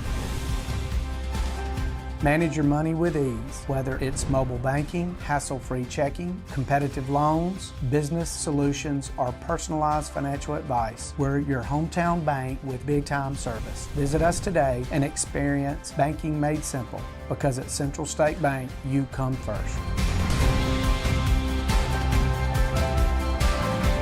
Member FDIC. When you crave activity like we do, you belong in the Roback family. Get the best golf wear, hoodies, and activewear for men and women at Roback.com. Use promo code TNR20 to get 20% off your order. That's Roback.com, promo code TNR20. Hey, there's nothing worse than waking up to a plumbing problem. Don't get caught in a flooded house. Call the guys at Hemp Hill Services. Adam, Chad, and the team at Hemp Hill are the only ones I trust to fix it and fix it right the first time. Hemp Hill Services does it right and always at a fair price. For all of your plumbing, cooling, and heating needs, trust the name that Birmingham has trusted since 1954. That is Hemp Hill Services. Call now, 205-229-2090. That's 205-229-2090. Hey, for all of your IT and printing needs, reach out to our friends at Xerox Business Solutions. Look, I'm still one of those old school guys. I print my notes every single day for the show. If you watch the show here on the next round, you see all the notes in front of me. From day one, Xerox Business Solutions, they've been with us here at the next round. Local for over 45 years. For all of your IT and printing needs, visit XeroxBusinessSolutions.com or call 205-969-3000. That's 205-969-3000. Hey, Lance Taylor from the next round to tell you about one of our favorite places for breakfast, lunch, and dinner. That is Hamburger Heaven since 1982. Hamburger Heaven has been serving Birmingham's best hamburgers, cheeseburgers, French fries, hand-spun milkshakes, and sandwiches made fresh to order. All of their ingredients are fresh and prepared daily. This includes their beef, always fresh, never frozen, hand-pattied each and every day. For breakfast, lunch, or dinner, visit any of the 4 locations, Highway 280, Irondale, Gardendale, and Homewood. This spring, make it a week the whole family will remember. The Regions Tradition, presented by Coca-Cola, returns to Greystone for championship golf and family fun. Watch legendary players compete, enjoy activities for all ages, and experience the excitement on and off the course. Don't forget to stop by Hole 10 following play on Saturday for a live concert featuring Blues Traveler. This is a week you don't want to miss. April 29th through May 3rd. Get your tickets now. Birmingham, it's official. The FIFA World Cup Trophy Tour by Coca-Cola is coming to town. On Thursday, May 7th, head to Uptown from 2 to 6 for your chance to get a free photo with the iconic FIFA World Cup Original Trophy. It's a once-in-a-lifetime moment for fans of all ages. Again, Thursday, May 7th at Uptown from 2 to 6. Your chance to get the free photo with the iconic FIFA World Cup Original Trophy. The FIFA World Cup Trophy Tour by Coca-Cola, because fan work is thirsty work. Jim Dunaway, Lance Taylor, Ryan Brown. Live from the Birmingham Racecourse Casino Studios, the next round, presented by Bud Light, is on now. I guess this is one of those days I only get 2/3 of my paycheck. Is that right, Brent? It is, yes. Do I get the other third of it or do I get Lance's third too? This is going to be a profitable day for me. No, I think we split it between Forrester, Tyler, and that's true. Yes, yeah. And Brooks back there handling social media. Jim Dunaway, Ryan Brown, Lance in Europe. He's back with us on the show Monday. Forrester's with us out here at the Regions Tradition, our annual trip out here. To benefit Children's of Alabama. That's first. And today's the Drummond Company Pro-Am. And I was over on the first tee, which is why I missed the first hour of the show, making the announcements. They keep wanting my smart ass on the first tee for some reason. I got to hear these lines, though. Well, they're all ad-libs today. Nothing fantastic. Nothing that's going to win the day. Nobody will leave saying, boy, did you hear what Dunaway said? I just retweeted one on social media. Stephen Pearl was in the first group at 7:30. Hope to see him later in our Coca-Cola room. But I think this is the first Pro-Am he's played in. His first year as the Auburn head coach. And welcome to Birmingham, Stephen Pearl. By the way, this is the home of the Review Center at the SEC offices. And I promise you, Coach, they will not say you did not get this shot off in time. That's a good one. Of which he backed off his ball and said, way too soon. Way too soon. How did he hit it? I didn't know if Stephen played that much. I think he hit it really, really well. No, that was a different person. Nate Oates hit it really, really well, and I was like, "Oh, somebody found a golf game in the portal." Boom. So a lot of I get paid to be the smart ass on the first. Well, what did you feel like? Did you feel like the Pearl line was your best one? I don't know. It's one of those where we delayed it, so from 8:10 to 9:50, it was. It's all a blur to me. I'm socially awkward, meeting people, shaking hands, and things like that. I can't remember all the lines. I'll look at them later on. Maybe they'll come back to me as we go throughout the show. But a fun day out there. Alex Golesh is going to be by here in our walk-ons stage today. So was Alex Mortensen, by the way. Yeah. Yeah. Mortensen was scheduled to be with us at 10:30. Okay. And Golesh is sliding in here, I think, in the middle of this segment, hopefully, just before him, yeah. if they're all on time. Now, I will tell you that we were on clockwork until Alex Golesh got up to the tee box to meet a certain group. It was originally 9 o'clock. It ended up being the 9:40 group. And that group consisted of Taylor Hicks, former Auburn head coach Tommy Tuberville, now TV star and heartthrob, having to fight your way through 20-something women, Riley Green. Yeah, that's a popular choice out here. And John Daly. Yeah, that's a heck of a group. That was a heck of a group thrown together. You know, they got jumbled around a little bit because of the rain, but that group ended up being together. No Charles Barkley today because of the delay. He had to get back to do his television work, but Coach Golesh was chatting it up, of course, with Tommy Tuberville, but spent a lot of time with Riley Green and then with John Daly. So I can't wait to ask him about his conversations there on the first tee.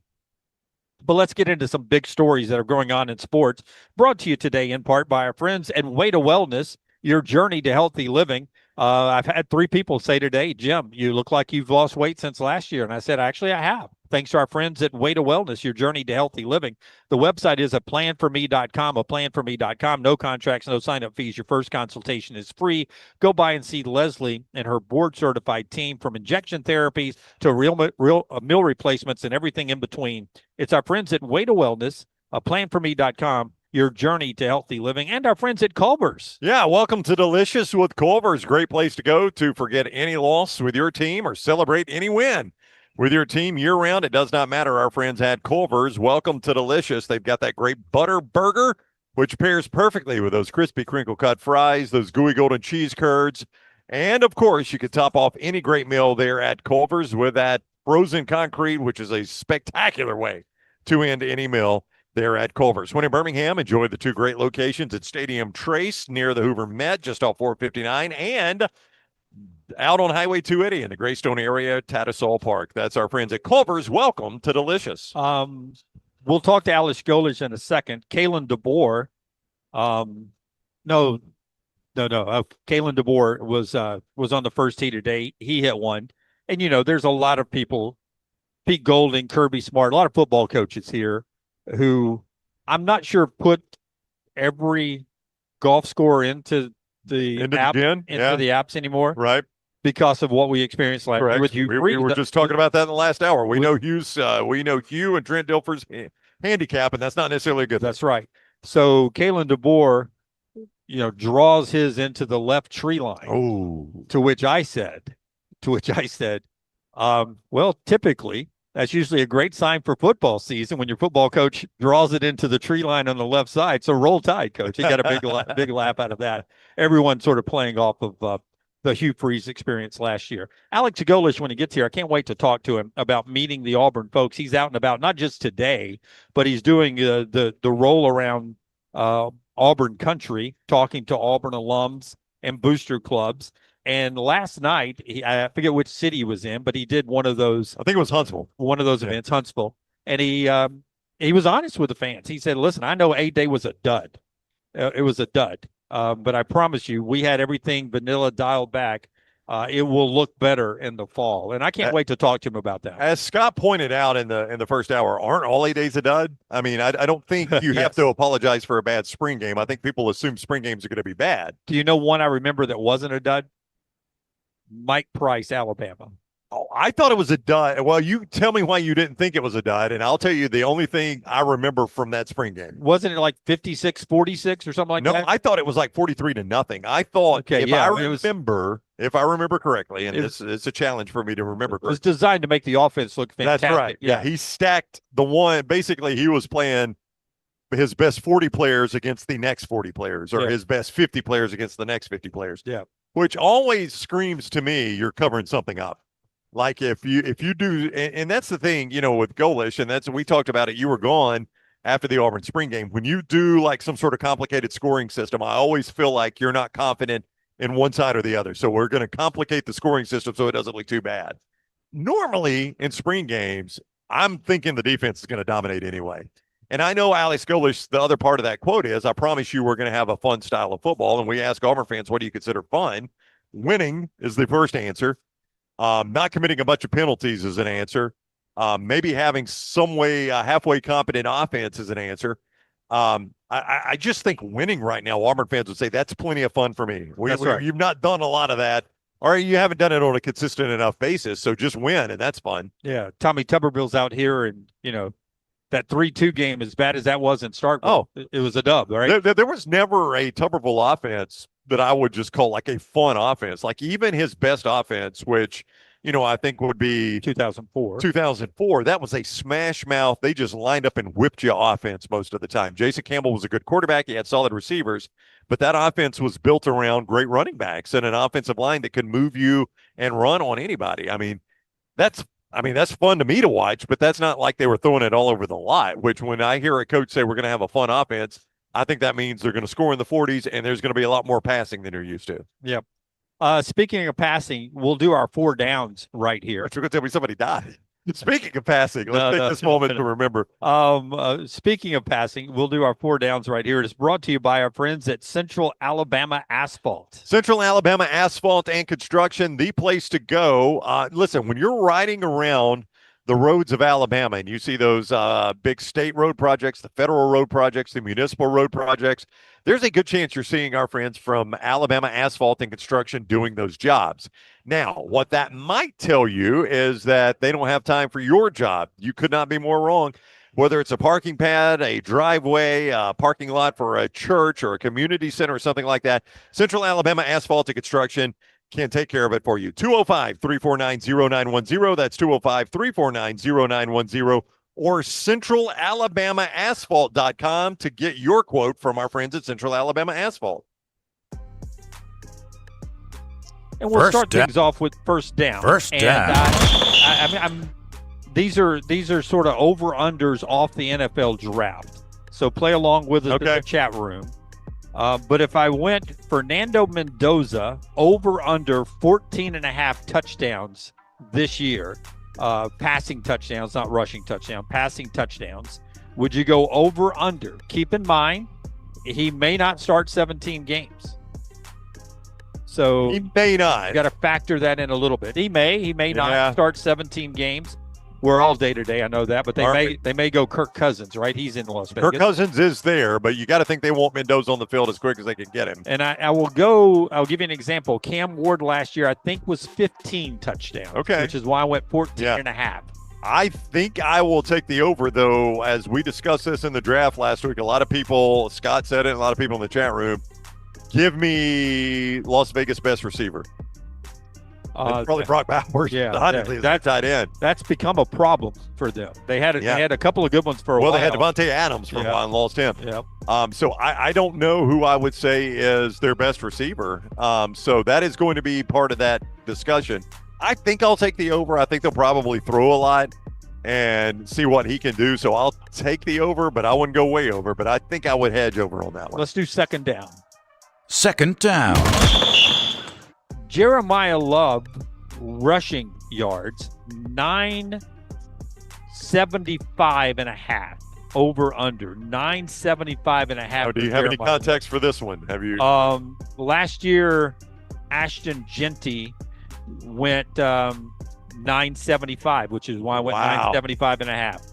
266 carries, 975. I will throw this out there for you. They kept James Conner. So he may not get as much work as Genty got last year. Yeah, so I think I'll take the under because of that. I might have gone over until you'd given me that little nugget that I've forgotten. But yeah, I think I'll take the under there because you're right. James Conner and he will probably split carries. Jeremiah Love played in a good system, obviously, at Notre Dame. But when you're stepping up to the NFL, that pass protection gets a little more complicated. They're asking you to do a few more things.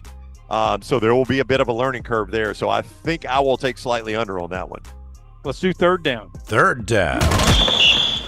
Carnell Tate over under 750.5 yards receiving. Carnell Tate 750.5 receiving. So you've already got your quarterback there in Cam Ward, and I think the over for Carnell Tate. Now, there are those that say, well, Carnell Tate only looked good because he was at Ohio State or whatever the case might be.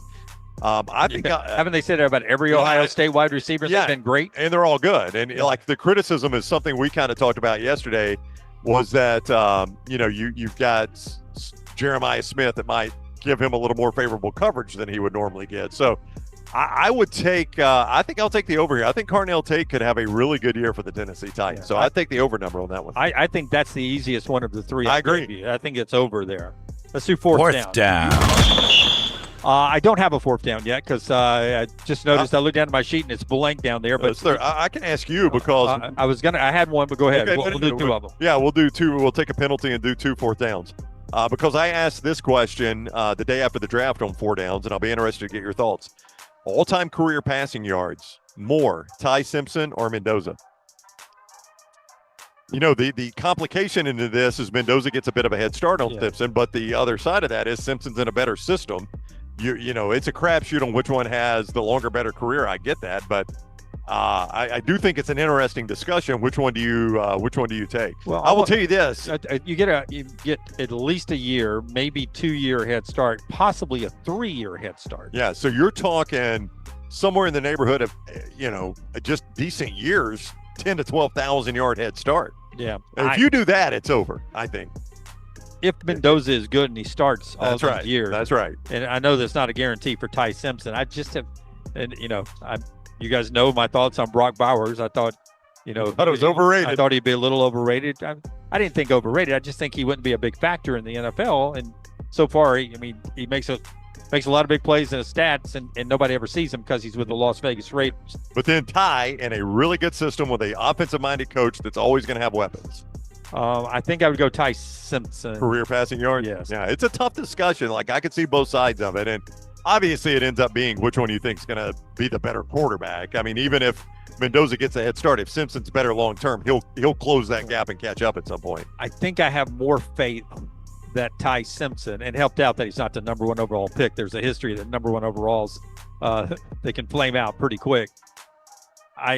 I feel like Ty Simpson's going to be doing it longer than Fernando Mendoza, but that's part of the Indiana and Cal. I just never believed in him. Yeah. I don't know who the people are that got arrested for impersonating, but it's the second case, the Luther Davis case. Davis, yeah. Yeah, there's another one last night. Somebody was impersonating, I forget who it was, but it was an athlete. So I was going to ask you as my random fourth down, if you had to impersonate someone, who would you impersonate to try to this is really a flaw in our system that you can impersonate somebody and they got a loan. But that much, $20 million is what they ended up with. Who would you impersonate to try to fraud somebody and get a loan? Okay, I have been told I look like a Manning. I could see that. When you see, there's a photo that Scott occasionally rolls in the commercial break. It's one of my school photos from back in the day, and I look like a young Eli Manning in that. Yeah, I could see that. Like, oh, that's the one that hurt his back. Yeah, that's the one that hurt his back. That's like that is Cooper's kid that couldn't play. It's not Cooper's kid that could play. Now, me and Cooper, I think, are close to the same age. Yeah, dude, tough sell. Yeah, that was Archie's kid from previous marriage. I think people are mistaking you with Cooper if it's anybody. Yeah. I love the way you think you're Cooper's kid. I know that. As I was saying, I was like, this math does not work. Yeah. You forget that we count your birthdays just like we do everybody else's, right? I know. So I think I would be like a Manning uncle or the older brother you didn't know about. I'm not as successful as Eli Payton or Cooper. So that's who I would try to impersonate. Though I have also been told, and I don't see this personally, but I saw him on TV the other night. I've had people tell me if I don't shave a lot and wear a hat, I favor Luke Bryan sometimes. I don't personally see it. I don't know how much these people are drinking when they're telling you this stuff. The Manning one I would buy, but telling you look like Luke Bryan. Come on, man. Is Luke Bryan considered good looking? Is that a compliment to me? I don't know. Ladies will have to tell me that. When I'm 177, roughly shaven, but shaved my head bald with a certain hat on, looking out at the Gulf, I have a Kenny Chesney appearance from behind. That's right. Look, Kenny's just here. He's not at the Floribama. He's just here. How are you? So I would either go and Luke Bryan kind of talks. I can't really do it, but he kind of maybe I could do that voice long enough to get a Luke Bryan loan. That's our 4 downs today. It was just saying hi to our friends Matt from Walk-Ons. 3 great locations here in town, but they got a 4th one this week out here at the Region's Tradition, Brownie. The Walk-Ons food, you can smell it cooking so good right behind us. Hey, they got breakfast cooked up right now with the beignets and the eggs and the biscuits and the gravy. They've done a tremendous job here at Walk-Ons. Just a great part of our community as well. You can enjoy Walk-Ons at Stadium Trace right there near the Hoover Met, just off 150, Highway 280 in Tattersall Park, right here in the Greystone area. Or if you're out in Trussville, I was right by there. My daughter had a soccer tournament in Trussville over the weekend.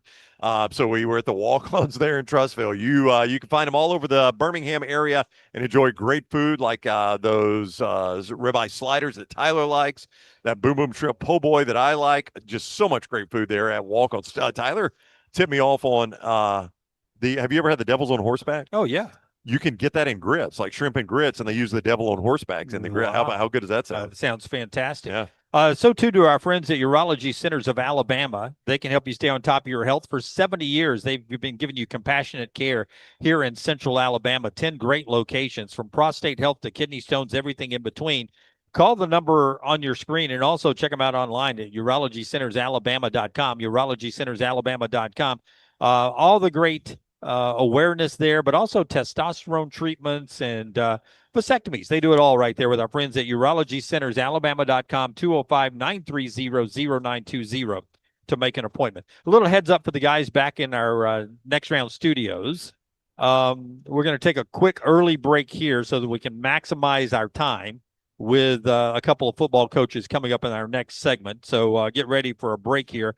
I will tell you one football note that we're getting ready to be discussing over the next few months leading into the SEC meetings is the debate about expanding, not for this year, but for the year after, the college football playoffs. The commissioner of the SEC, Greg Sankey, out on the golf course. He will get asked about that a lot. 16-24, how quickly can we go to that? What's the magic number? All of that stuff. He gets asked a lot out here at the Region's Tradition. One of his high point focal points. The folks from the SEC Network are here doing live shows today. So it's a big media opportunity for the SEC commissioner. So you'll see a lot of that talk on your websites and on your media platforms throughout the day. But our Innisfree countdown to kickoff, and we'll talk Auburn and UAB football coming up in the next segment, is 122 days. Innisfree countdown to kickoff, 122 days. Don't forget all the great atmosphere at the Lakeview and over in Tuscaloosa for our friends at Innisfree and the great Irish pub with that golden sauce. It's all right there with Innisfree, Lakeview and Tuscaloosa, 122 days to kickoff. We kick off a little Auburn and UAB football conversation when we come back to the Region's Tradition. Follow Brownie on Twitter and Instagram at Ryan Brown Live.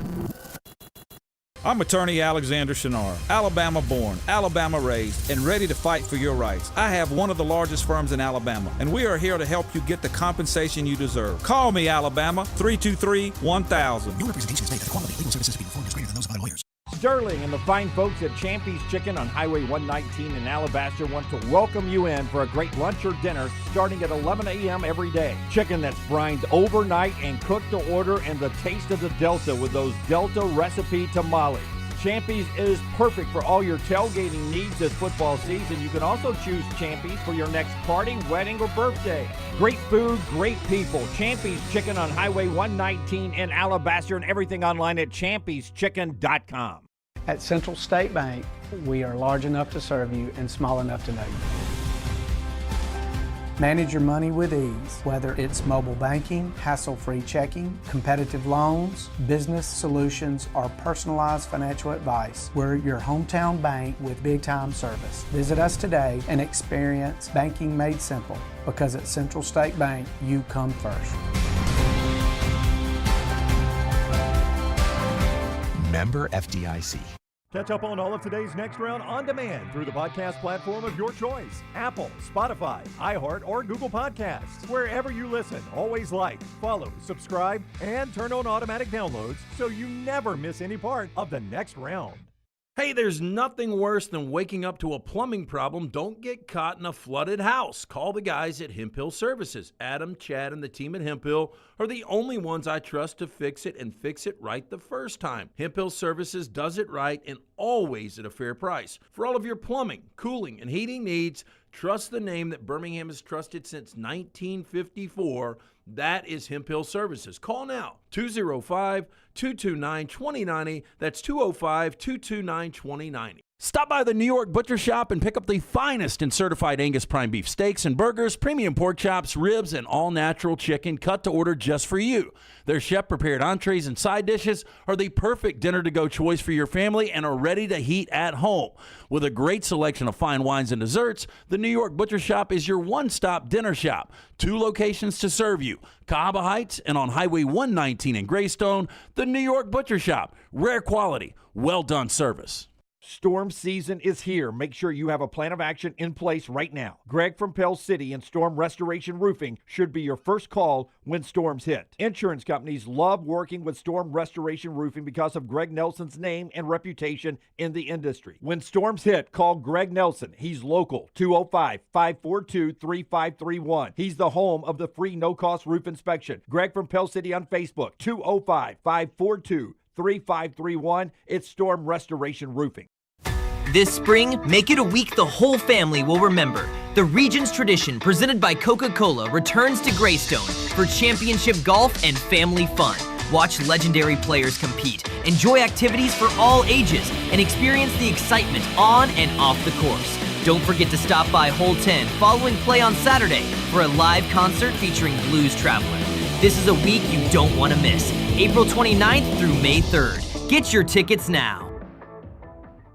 Birmingham, get ready to pregame with the Birmingham Legion FC at the Coca-Cola Soccer Block Party May 7th from 2 to 6 at Protective Stadium. Bring the whole family for music, giveaways, and tons of family football fun for free from 2 to 6 May 7th at Protective Stadium. After the party, the Birmingham Legion FC takes on Miami FC with kickoff at 7 o'clock. Tickets for the match are available at bhmlegion.com. Come kick it at Protective May 7th with the Birmingham Legion FC and enjoy ice-cold Coca-Cola because fan work is thirsty work.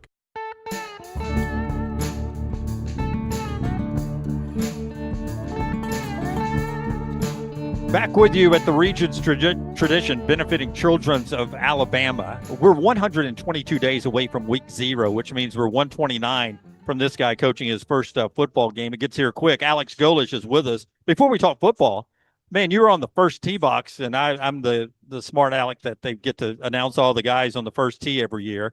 And I always enjoy watching everybody interact, all the celebrities. And I'll look over, and there you are with John Daly, and you guys are chopping it up over there. What's John Daly like to talk to? Man, he walked up. He said, "Man, I heard you come from an Arkansas family."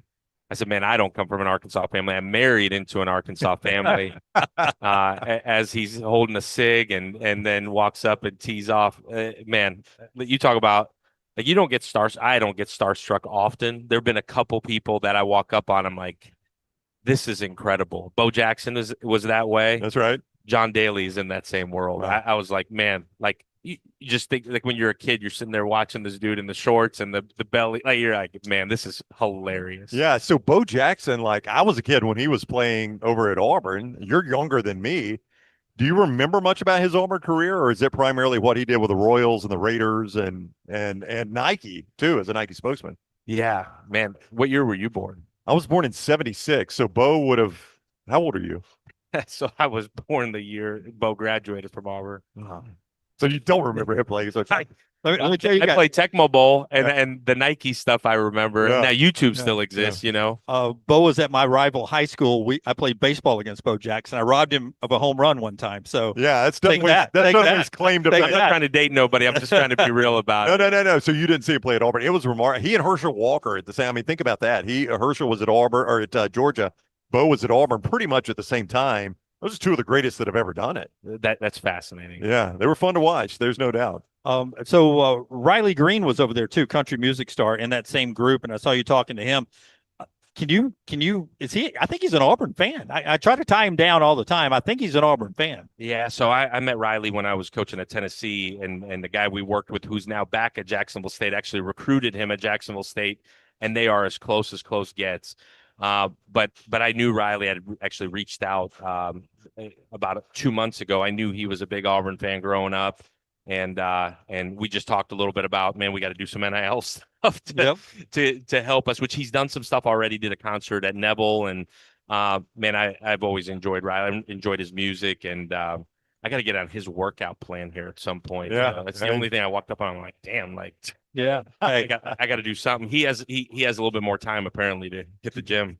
And by the way, 1,020-something-year-old females around his gallery, they look different than any other group out here. The gallery following Riley Green around. No comment at all. You don't know me yet, but I like to tell people how to do their jobs. War Eagle Plus. Yeah. You breaking down Riley Green's game tape and coaching him up a little bit. I think that would be content people would like to see. I don't know how much Riley hit the field at Jack State. That's then we can find some tape of Riley Green. You chopping that up with him out of this one too. Yeah. I just told you I'm asking him to do some NIL stuff for us. That's right. Riley, you should have been in the NFL, man. That's a good looking throw right there. I saw your comments about A-Day, and we were just talking about I'm ready. I'm an old guy, but I'm ready to move away from A-Days and spring football and get to more of the NFL mini camps spread out, in spring and into the summer. How do you feel about that? Are you like the traditional 15 practices ending with an A-Day, or would you like to see it chopped up a little bit throughout the summer? Yeah, we've had a lot of these discussions as a coaches association, as an SEC coaches group, and really over the last 3-4 years. It really is correlated to the spring portal window. If there is no spring portal window, I'm all in on the model that we have right now, because we get 15 practices. It coincides with the academic calendar, and then they changed the rule. I guess it's been about 6 years now that you actually can be on the field with these guys in the summer. And so to me, it's the perfect setup. Now, we can have an argument about whether you play the A-Day game or not. I would tell you in year one, for our kids to get into the stadium, you gotta believe there's 60 of them that have never been in that stadium in front of any sort of fans.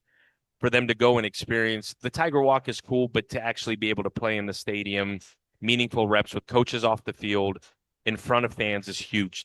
Honestly, for our coaches to be up in the box in a game day environment, even the travel up and down, you don't get to rehearse that in a game day setting. In reality, ever, different than basketball. There's no exhibition games. There's no preseason games. The first time you do it is the first time you do it.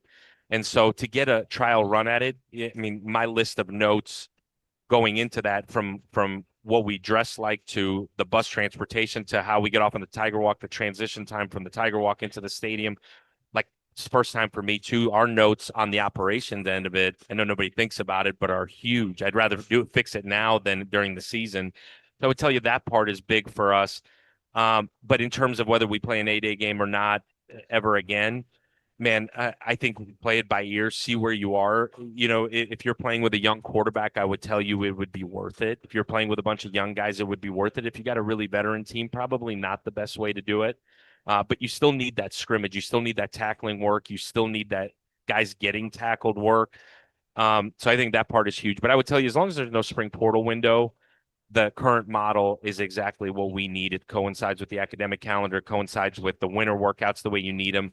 If we ever go back to a spring portal window, I would 100% go to the model that we've pushed for, which is you got 21 days. You do it whenever you want, however you want it. And then I would go to more of an NFL model of mini camps while you're training, lifting, but in a weekend model where you've got them through April, May, and then obviously portions of June. I would ask this, though, and it wasn't Byron Brown's best day. You said that he didn't see the field well that day, 2 interceptions. If you didn't already know what you had in him, would you come out of that and be like, man, I'd like a few more practices? But you already know what you've got in him. But I would imagine coming out of spring with an unknown at quarterback, that is the worst feeling you could have as a coach.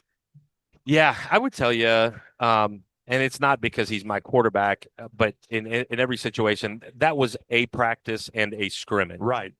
Critically important, but a practice and a scrimmage against the defense that has seen everything you've done for 15 days, and not just seen everything you've done, knowing that it was going to be as elementary as it possibly. Like the pick Jarrett Smith had won, give him credit. That was incredible on a screen. He's seen that screen no short of 30 times. He's seen that offensive tackle block down, slip him. Yeah. He knew exactly what was coming. Defense always has the advantage of these games. Listen, in every imaginable way. And to be honest with you, in a huge way, I had Dirk keep the defense relatively simple to allow those guys to go play fast. So in the same breath, like, I want those guys to just let it loose, don't think, just go play fast. Regardless of the day Byram would have had, I would have told you, thank God we've got a summer and a fall camp. Right. Because regardless of him individually, there's a team around him too that needs every single rep we can get. It wasn't his best day, and you know what? Like, for him, he's played so much football, and people say, man, like in the American Conference, like that dude's been at Bryant-Denny, that dude's been in the swamp. Yep. That Miami. He's been in Miami, Yeah. and he's had highs of highs. He's had lows of lows, and I think that's part of growth. That's part of having a guy that's a fifth-year guy. That he's the mental side of it, and the environment is not going to get him. So it's going to have to be somebody on the other side of the ball that's going to get him. And so that was big for him.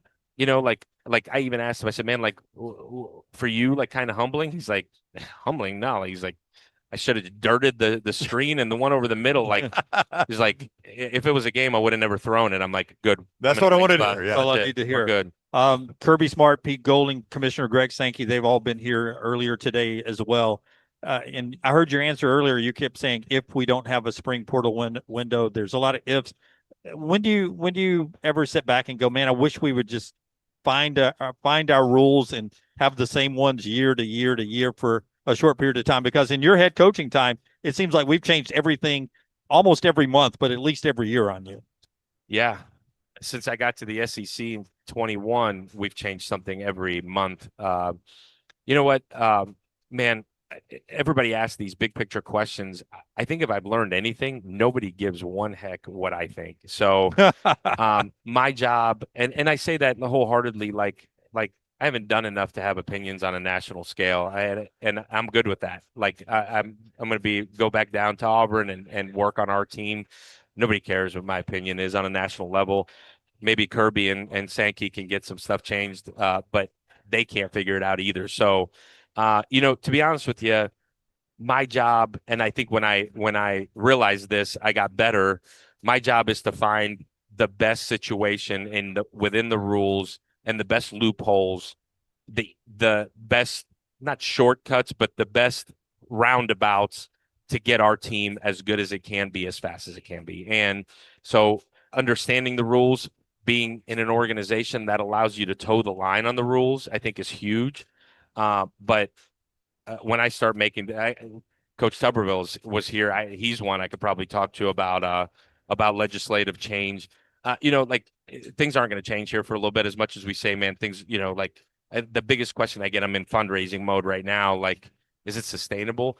I'm like, I have no idea. Like, I don't know.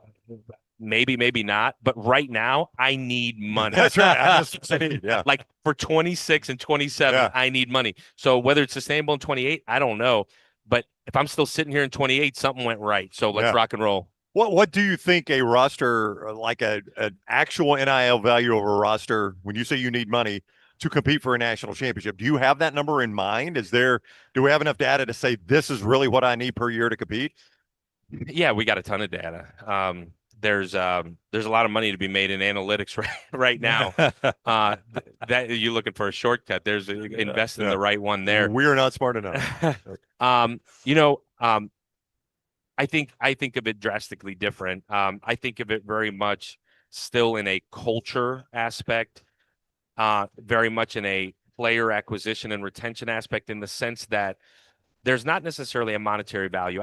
You have a big picture monetary value. It's what does it cost to have experience and elite level size at this level? Right. And the truth is, nobody knows, because every year it continues to grow faster than what your total is ever going to be. We just saw it in the basketball portal window. Like it's as crazy as you can imagine. So to us, it's, man, what does it really look like to be fair and equal in the retention of our roster? And then what does it look like with what we need? So I very much look at it from a big picture cost of program rather than a roster size, roster number. And I say that holistically, meaning what does it cost to run the program? Like, it's not, man, we need this number, because there's so much that goes into it. There's a recruiting aspect. There's a pre-signing day portion of it. There's a retention and then a bonus structure. Like, there's so many things that go into it. Like, the numbers you see, like, that's not a bottom line real number. Like, that's a number that gets thrown around for media's sake. There's so many layers to it. There's a whole construction, because just like we need to raise money for the roster, like, we got to raise money for staff and retention of that. That number keeps going up. So there's the way we're feeding these kids now. These dudes, like, you need money for that. Yeah. And as much as the SEC brings in, as much as we bring in from an attendance standpoint and the TV revenue, there's a huge gap there still, to where, and our administration's done an incredible job, from our board to our president to John Cohen. Like, Jared Benko, like, name them, like, they have done an incredible job, but there's still a gap. And so for me, I'm the only undefeated head coach in the history of Auburn football. I'm gonna go raise it as fast as I can, because it truly is an operating budget number that you need to be at to ultimately not just be competitive. I think that's one thing I do keep correcting people on. I don't want to be competitive. I want to go win a national title. Yeah, you want to win. Yeah, that's it. Yeah. Yep. I hope we're doing this for several years, man. Thank you so much. Thank you for stopping by, and good luck. And it's a special place, a lot of special fans. I hope you have some great success. I appreciate it. Warrior. Right. Yep. Thank you, Coach. That's Alex Golesh with us at Regions Tradition. This great event helps out Children's of Alabama. We appreciate Coach and all the great folks who come up here and spend time helping out the kids of Alabama all over the state. And it is just such a special event. They've been doing this since 1992. 1992 here, most years here at Greystone Country Club. And, you know, we don't say it enough for the fine folks who live in this neighborhood and are members of this club.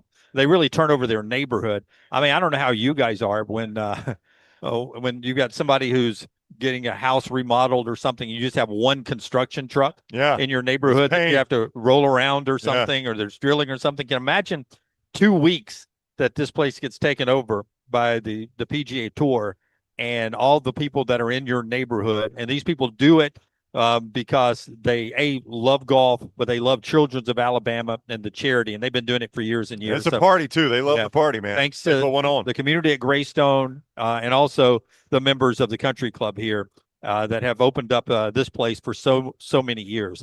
The show today being brought to you by our friends at Coca-Cola as we get ready to enjoy the World Cup this summer on U.S. soil. You get a chance on Alabama soil to see the World Cup trophy. It is coming to Birmingham. This is a once-in-a-lifetime. If you've never seen it, the official FIFA World Cup Trophy Tour by Coca-Cola coming to town Thursday, May 7th. That's when you can see it at Uptown from 2 to 6, the FIFA World Cup Original Trophy. Once-in-a-lifetime moment for fans of all ages. FIFA World Cup Trophy Tour presented by Coca-Cola, because fan work is thirsty work.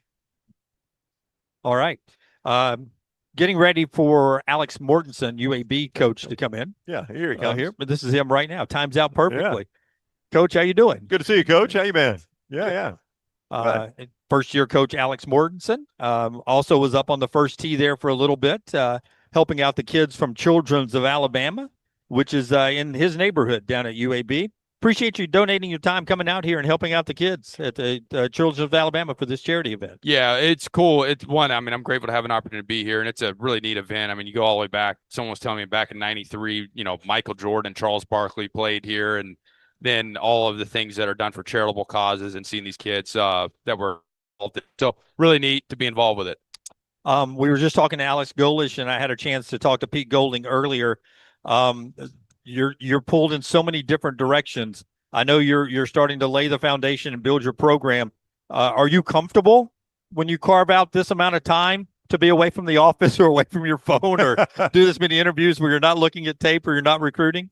Yeah, I barely comfortable. It's a good way to describe it. I think the to-do list is long, and every time, you know, I look up and time's gone by, I haven't marked something off, my anxiety goes up a little bit. But no, this is part of it. I enjoy doing this. To me, you know, one of the things we really want to do at UAB, just as a program, a coaching staff, players, engage the community more. This is right here in Birmingham.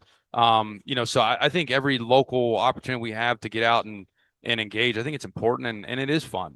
It is recruiting. I mean, this is as much recruiting as anything, right? Is getting the fans on your side and and getting a little FaceTime with them. Yeah, I think I think the relationships are important for a lot of reasons. Like you said, there could be recruiting components to it.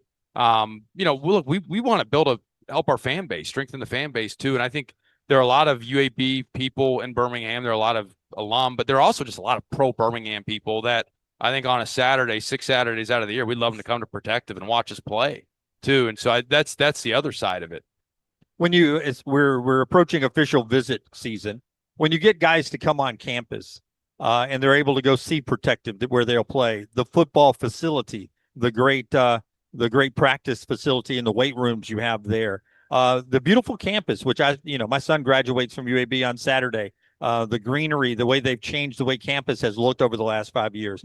Do you have some guys when they get on campus that are a little surprised that the metropolitan campus looks the way it does at UAB and the facilities are so good? Or anybody are like, man, this is really, really impressive. Yeah. When people, first of all, congratulations on your son graduating. UAB it's a great education. And that's his mom's DNA. It's not Jim's DNA. Trust me. Absolutely. Yeah. I wrote a check though, Brown. Okay. All right. Oh man. But yeah, no, we get really positive reactions going from the inside out. The facility itself is excellent in terms of where we meet, where we lift, where we train, or we practice. It's an awesome facility. So I think people, when they see it in person, they're really excited. And then the campus itself is great.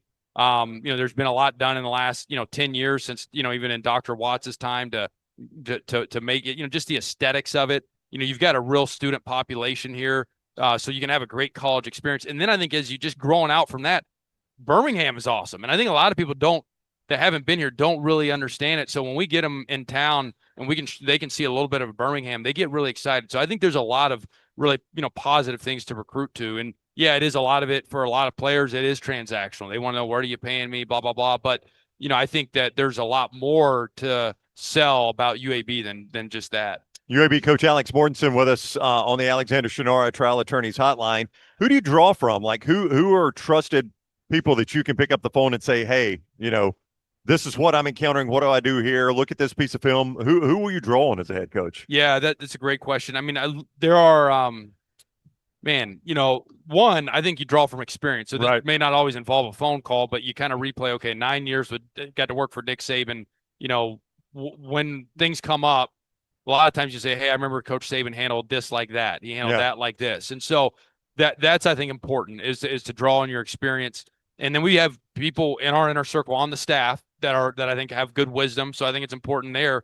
And then, I like getting to know older coaches. And, obviously you mentioned, I mentioned Coach Saban, and I don't want to ring his phone off the hook, but when I've got something important, I can call him.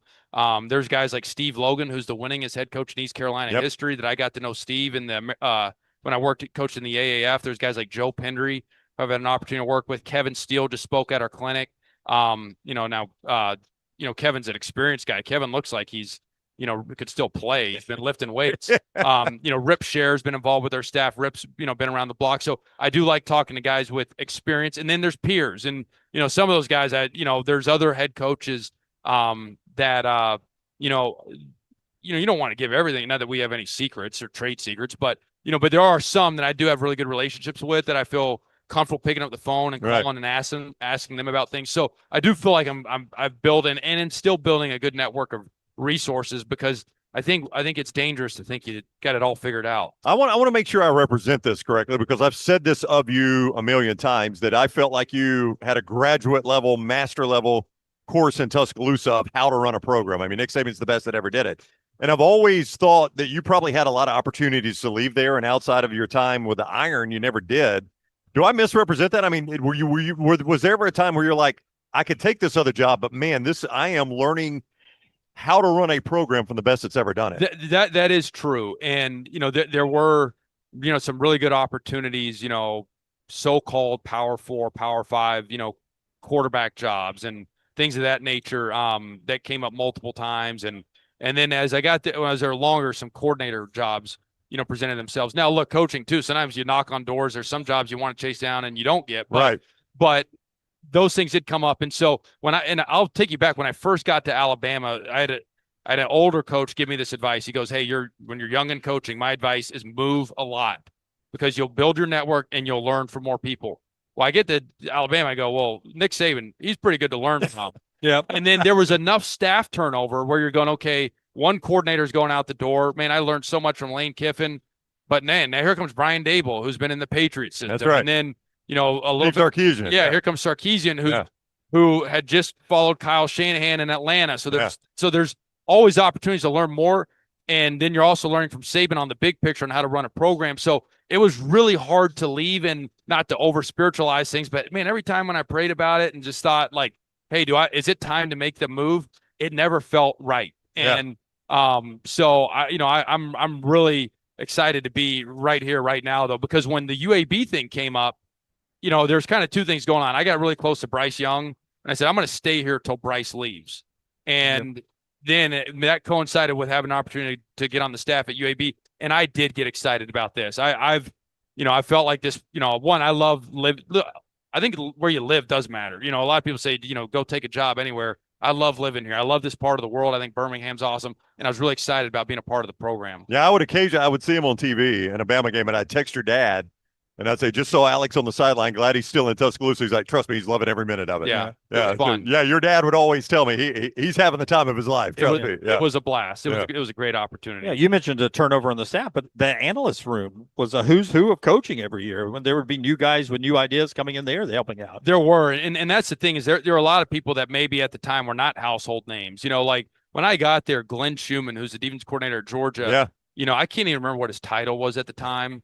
But, Glenn, incredible mind, great memory, knows a ton of football. I mean, and he was very young, and he was still, in his 20s. I learned a lot from Glenn Schumann. There were a lot of young people on the staff, too, or analysts that maybe weren't the big names. And I learned a lot from the Loxleys and the Sarkisians and guys like that came in. But then there were a lot of others. It was a wealth of knowledge, and we had a big staff. It was really a lot of fun. Talent on this team this year coming out of spring. How happy are you? How comfortable are you going into a season with this? And maybe one area you'd love to see really take a jump by the time we get to game one. Yeah, look, in terms of the talent, when we got this job in December, there's a gap to close on rev share, and we had short time to do it because the portal was about to open. We have narrowed the gap. We're not where we want to be yet, but I'm really grateful to our administration. They are working to narrow that gap. I do think we've done a good job identifying talent and getting good players in our building. That's something we're going to need and want to do better every year. But I like the group of guys we have. I think we're a little longer and faster on defense. And I do think the psychological component, the makeup of the team, the intangibles is really important. And I do think we've got a group of guys that are hardworking, they're tough, they're relentless, and they're competitive. And I think practice 1 to practice 15, that showed up every day in spring ball. That was encouraging. Where do we want to improve? My goodness, we have so many areas to improve. but what I do like is the work ethic part is in good. I think we're in a good place there. But in terms of football, man, I could point to all three phases. We really need to get better in a lot of areas. But if I had to try to narrow one down, I'd say this. I would challenge all of our players to learn, hey, you kind of know what to do now, learn the how and the why better, and create a greater understanding of why we're teaching you to do something, because I think that a lot of times leads to better execution. A lot of times when you're in a program like UAB, your coordinator hires are guys that are climbing the ladder. That is not what you did defensively. This is a guy, Todd Grantham has coached a lot of high-level football. He has. I'm really excited about having Todd here. Todd and I worked together at Alabama in 2022. And, he's worked under Coach Saban twice, also at Michigan State in the 90s. He's got a great wealth of experience, pro football, amongst other places, had a lot of coordinator jobs. I was excited about having him because, one, I think he's got strong leadership ability. He coaches hard. He's intense. It's an intensity that's contagious. And I think you got to play defense that way. I think you need 11 guys that are going to go get after it. And yet he still connects with the players too. And so, that was a big positive for us. I wanted to make sure that we had someone that had a strong personality over there that, it's not to say that I'm not going to be involved with our defense, but I want to feel good about, the leadership on that side. And I think we got that with Todd. So, and I'll say this, it's been a challenge to practice against him. I've had to coach against him. It's been a challenge to practice against him for the offense. So I think there's a little bit of iron sharpening iron there in the best way. Yeah, that's always fun when that happens. Man, we're excited for you. I think you know how this show's felt about you for years and years, and your dad who used to come on our AM radio show back in the day and help us out. I said that earlier when we talked about you coming on. I was like, his dad was a weekly guest for 5 years with us. Yeah, so he must have liked us. That's cool. Yeah, so we loved your dad, but I also love your passion for our city. I mean, we're all Alabama guys. Lance is in Europe, but the three of us all born and raised in this area and love Birmingham and love Alabama. So it's not just that you're the UAB coach, that's enough, but your passion for the city, I think, will go a long way too. And we appreciate that. Yeah, no, it's genuine. I mean, like I said, I've been, worked basically 50 minutes from here for 9 years, and growing up in south of Atlanta. Like I just always thought it's a really neat place, and I couldn't tell you, I couldn't be more excited to be right here. Yeah. Well, we're excited to have you. Yeah. We know you got more interviews to do, Coach. Thank you so much. Guys. Good to see you, Coach. Yeah, Congrats. thanks for having me. Yeah. Yep. Appreciate you being with us. UAB head coach Alex Mortensen getting ready for year one now after taking over last year for the coach to be named never again. He was discussed in the first hour. Oh, it was. Well, Tyler asked the question, head-to-head match against Hubert Freeze or the Dilfster. And I said the Dilfster would wax Hubert Freeze. Oh, yes. Yes. I mean, he was a plus handicap. Yes. I mean, as I said, we knew both those coaches' handicaps, which is not always a good thing. Yes. One was much better than the other, though. Our friend Alexander Shinara bringing you part of this show today. Tell us about Alexander Shinara. Yeah, Shinara.com. Shinara.com. That is the place to go when you have any sort of legal issue. You don't pay a dime unless they win your case with Alexander Shinara trial attorneys. It is more than just personal injury. We're talking bad drug and device cases, storm and fire damage cases, employment, workers' compensation, things like that.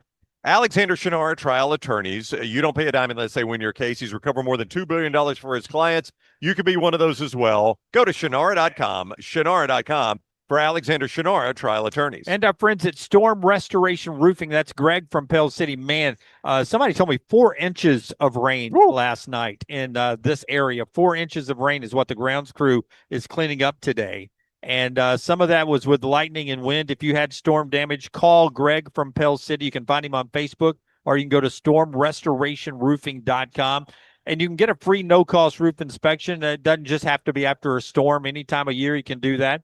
stormrestorationroofing.com. You see him and Andrea on your screen there. Free no-cost roof inspection, A+ rated with the Better Business Bureau.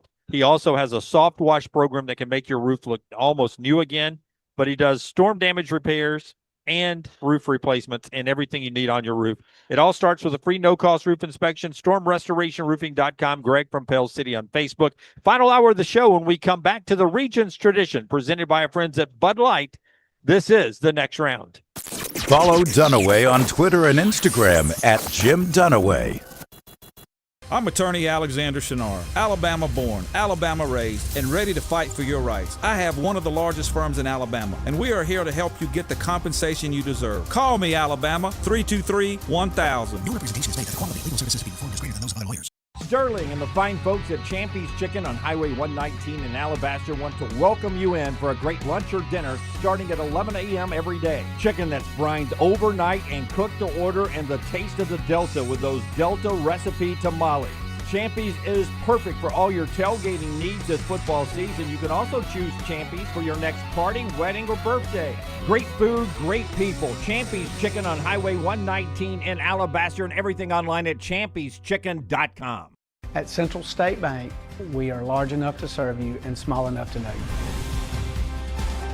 Manage your money with ease, whether it's mobile banking, hassle-free checking, competitive loans, business solutions, or personalized financial advice. We're your hometown bank with big-time service. Visit us today and experience banking made simple, because at Central State Bank, you come first.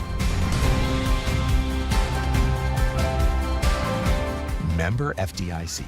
Get all your favorite Next Round gear all in one place, nextround.store. From our Next Round hats to the logo tees to the all-time best-selling Y'all Can Have the Rest shirt, you can look your best by shopping with us at nextround.store. Take the Next Round anywhere with nextround.store.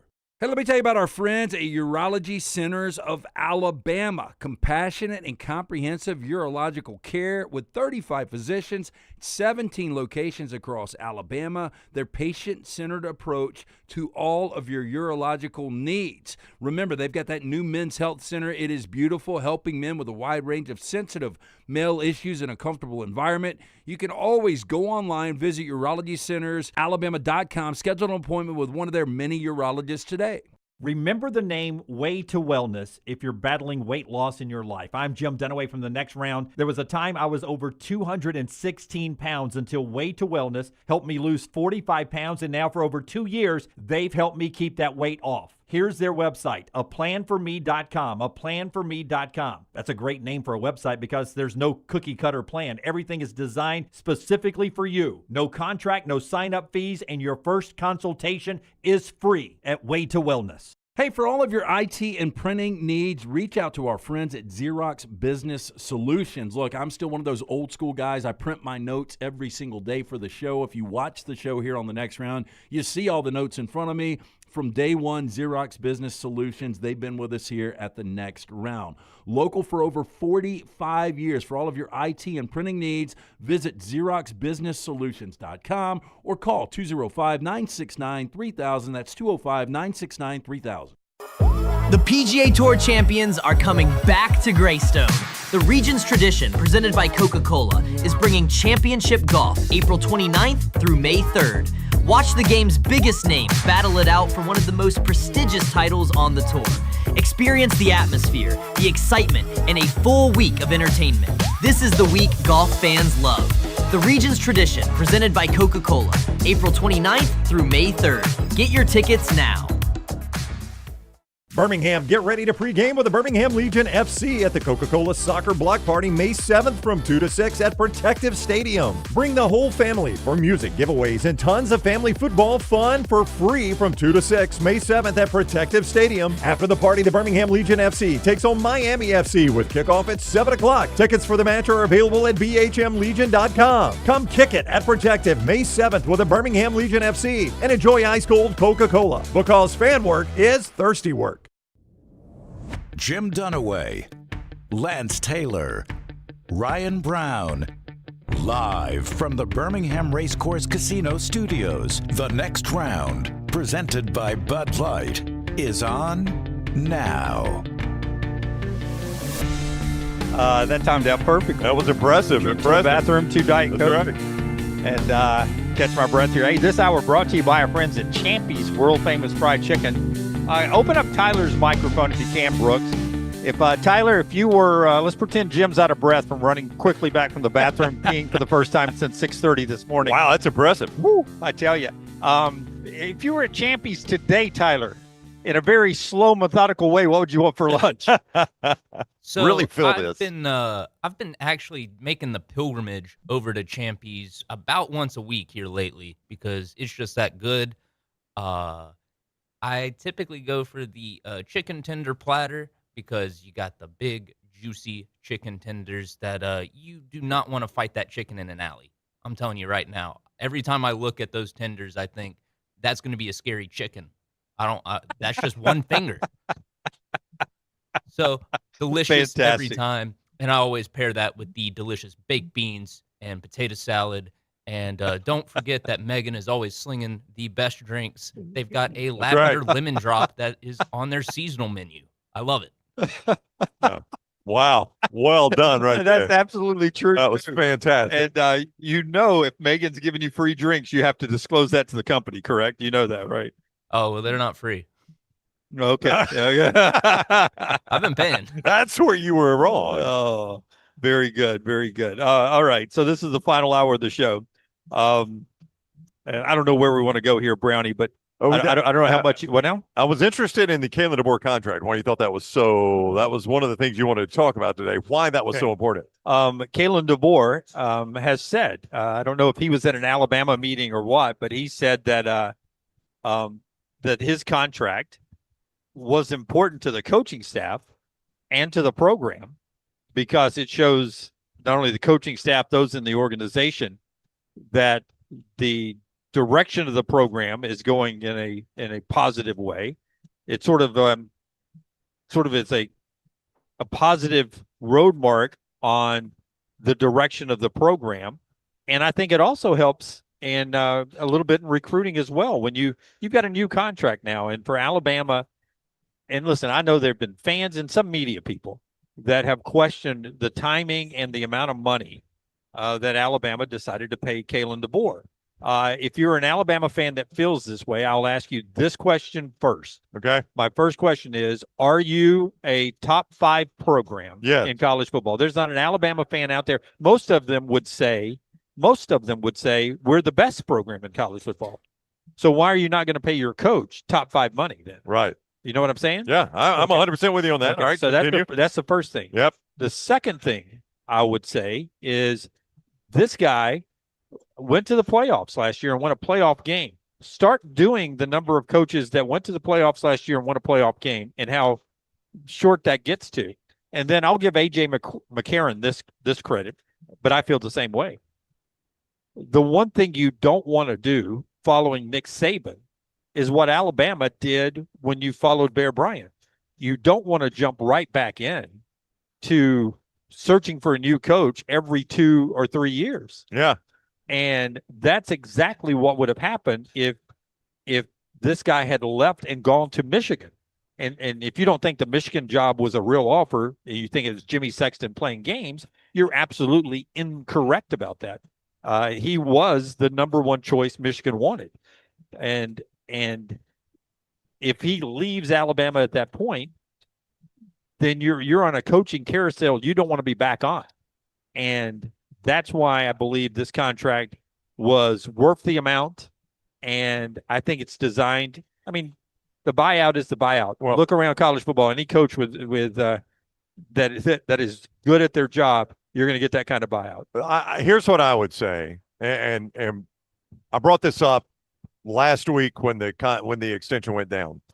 You got to approach this not from has he earned this extension with his performance on the field, and understand just how the business works, that this extension is based on the fact that Penn State and Michigan were open and he was a real candidate for both those jobs. Yep. That's the way it works. And I just made it very personal. I mean, this is the one we've lived through. The 2 times we got major contract extensions with Cumulus Media Jocks were not the 2 times where necessarily we had the highest ratings and they were like, man, your guys' ratings, those are tremendous. Let's give you a raise. It was the 2 times somebody tried to hire us away. Now, we did have the highest ratings then, too. No. Our ratings were just fine. But it wasn't based on that. You know that as well as I do. Right. Like our ratings would get us a nice little bump and get us some bonuses and things like that. I do miss ratings. I do too. Those were very enjoyable. Yeah. And they would thank us for them. I don't mean to say that they weren't thankful for what we did. I'm not saying that, but I am saying on a corporate level, the 2 times we got our biggest contract bumps were when someone tried to hire us away from Cumulus and they were like, all right, what's it going to take to stay? You know, why do you want to go? And that's what this is. I would say I am the opposite of a guy who could have played for Nick Saban and for most coaches, because I am so scoreboard driven. That's right. That is probably the thing I miss the most about working at Jocks, is when we used to get ratings and we were always so dominant. We were. And I was like, those were good days, man. Haney would come in, hey, come by the office when you guys get a chance. The book's out, the ratings are out. And it was always so fun to go in there, and we'd start early in the day. You'd get like 12 plus. Yeah. Which was the broadest possible number. Like that's everybody, red, yellow, black, white, young, old, male, female, that's listening to the radio. And so we get 12 plus. That's right. Our number would be at a certain point, 12 plus. And it would be like, man, when we get the other books out later on, it's got to be huge because it's so big here at the 12 plus. Yeah, when we kick the teenage girls out that are never going to watch our show, just wait until we get adult 25, and then wait till we get men 25 to 54. Those are fun days. I mean, I agree. The times in Haney's office, those were some of my favorite times to sit in there and wait, keep refreshing. That's right. Oh, here they are. Here they are. We got them now. Now let's go. Or Brad would walk in. It's like, hey, I got a buddy who's already got the ratings from over at a different place. Rick and Bubba. And we can't share them with anybody yet. But here's the ratings. Here's the ratings. The normal question was, which one gave it to you, Rick or Bubba? Well, I can't answer. usually rhymes with Bubba at that point. Yeah, he was the technical one. Rick was like, I don't know. Yeah. Ask Bubba. He knows how to do this stuff. Those were fun days. Always fun here at the Regions Tradition. We appreciate you get tickets throughout the weekend. The fun does not stop here.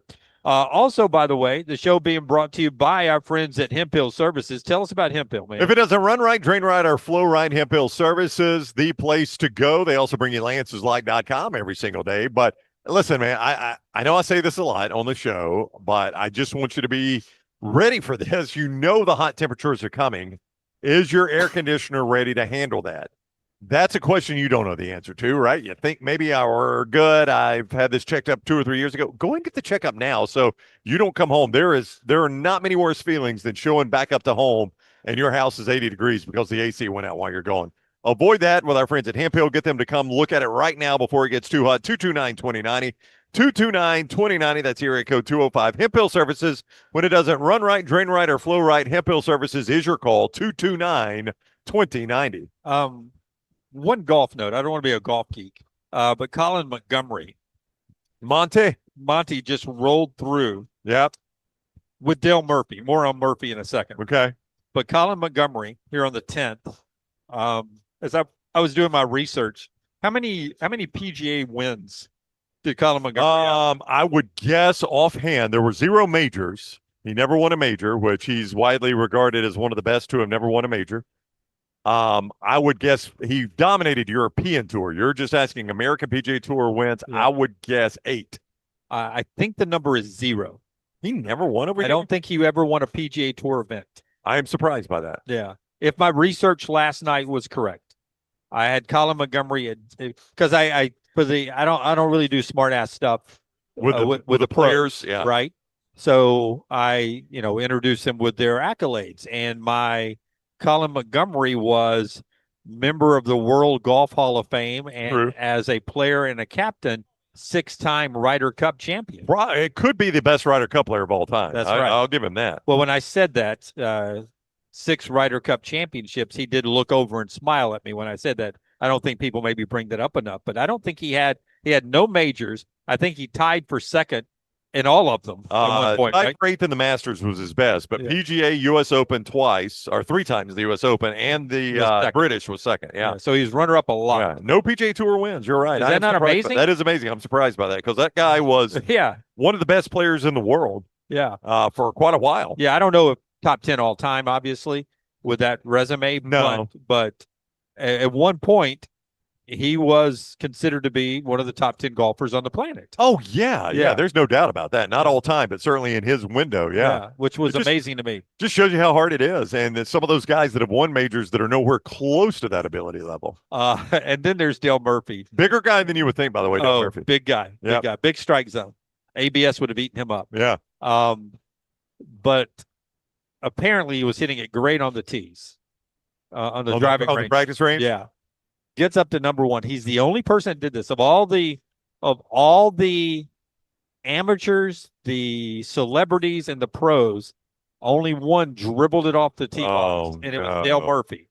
And then you had one smart-ass guy on a microphone. Yeah, I wonder who that was. That said, grounder to Hubbard, flipped a Royster over to first for 2.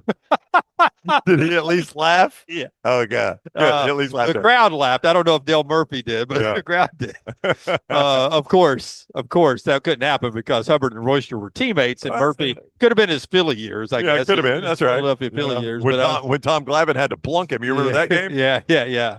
But as his yellow ball bounced off the tee box, sort of up the middle, but about where the second baseman would have been, I went, grounder to Hubbard, flipped to Royster, throw on the first. The ball's still moving. It just came to mind, and I had the balls to do it, I guess. And, did you do? That was probably my favorite moment. Did you announce the group that included Voice of the Crimson Tide, Chris Stewart? I did.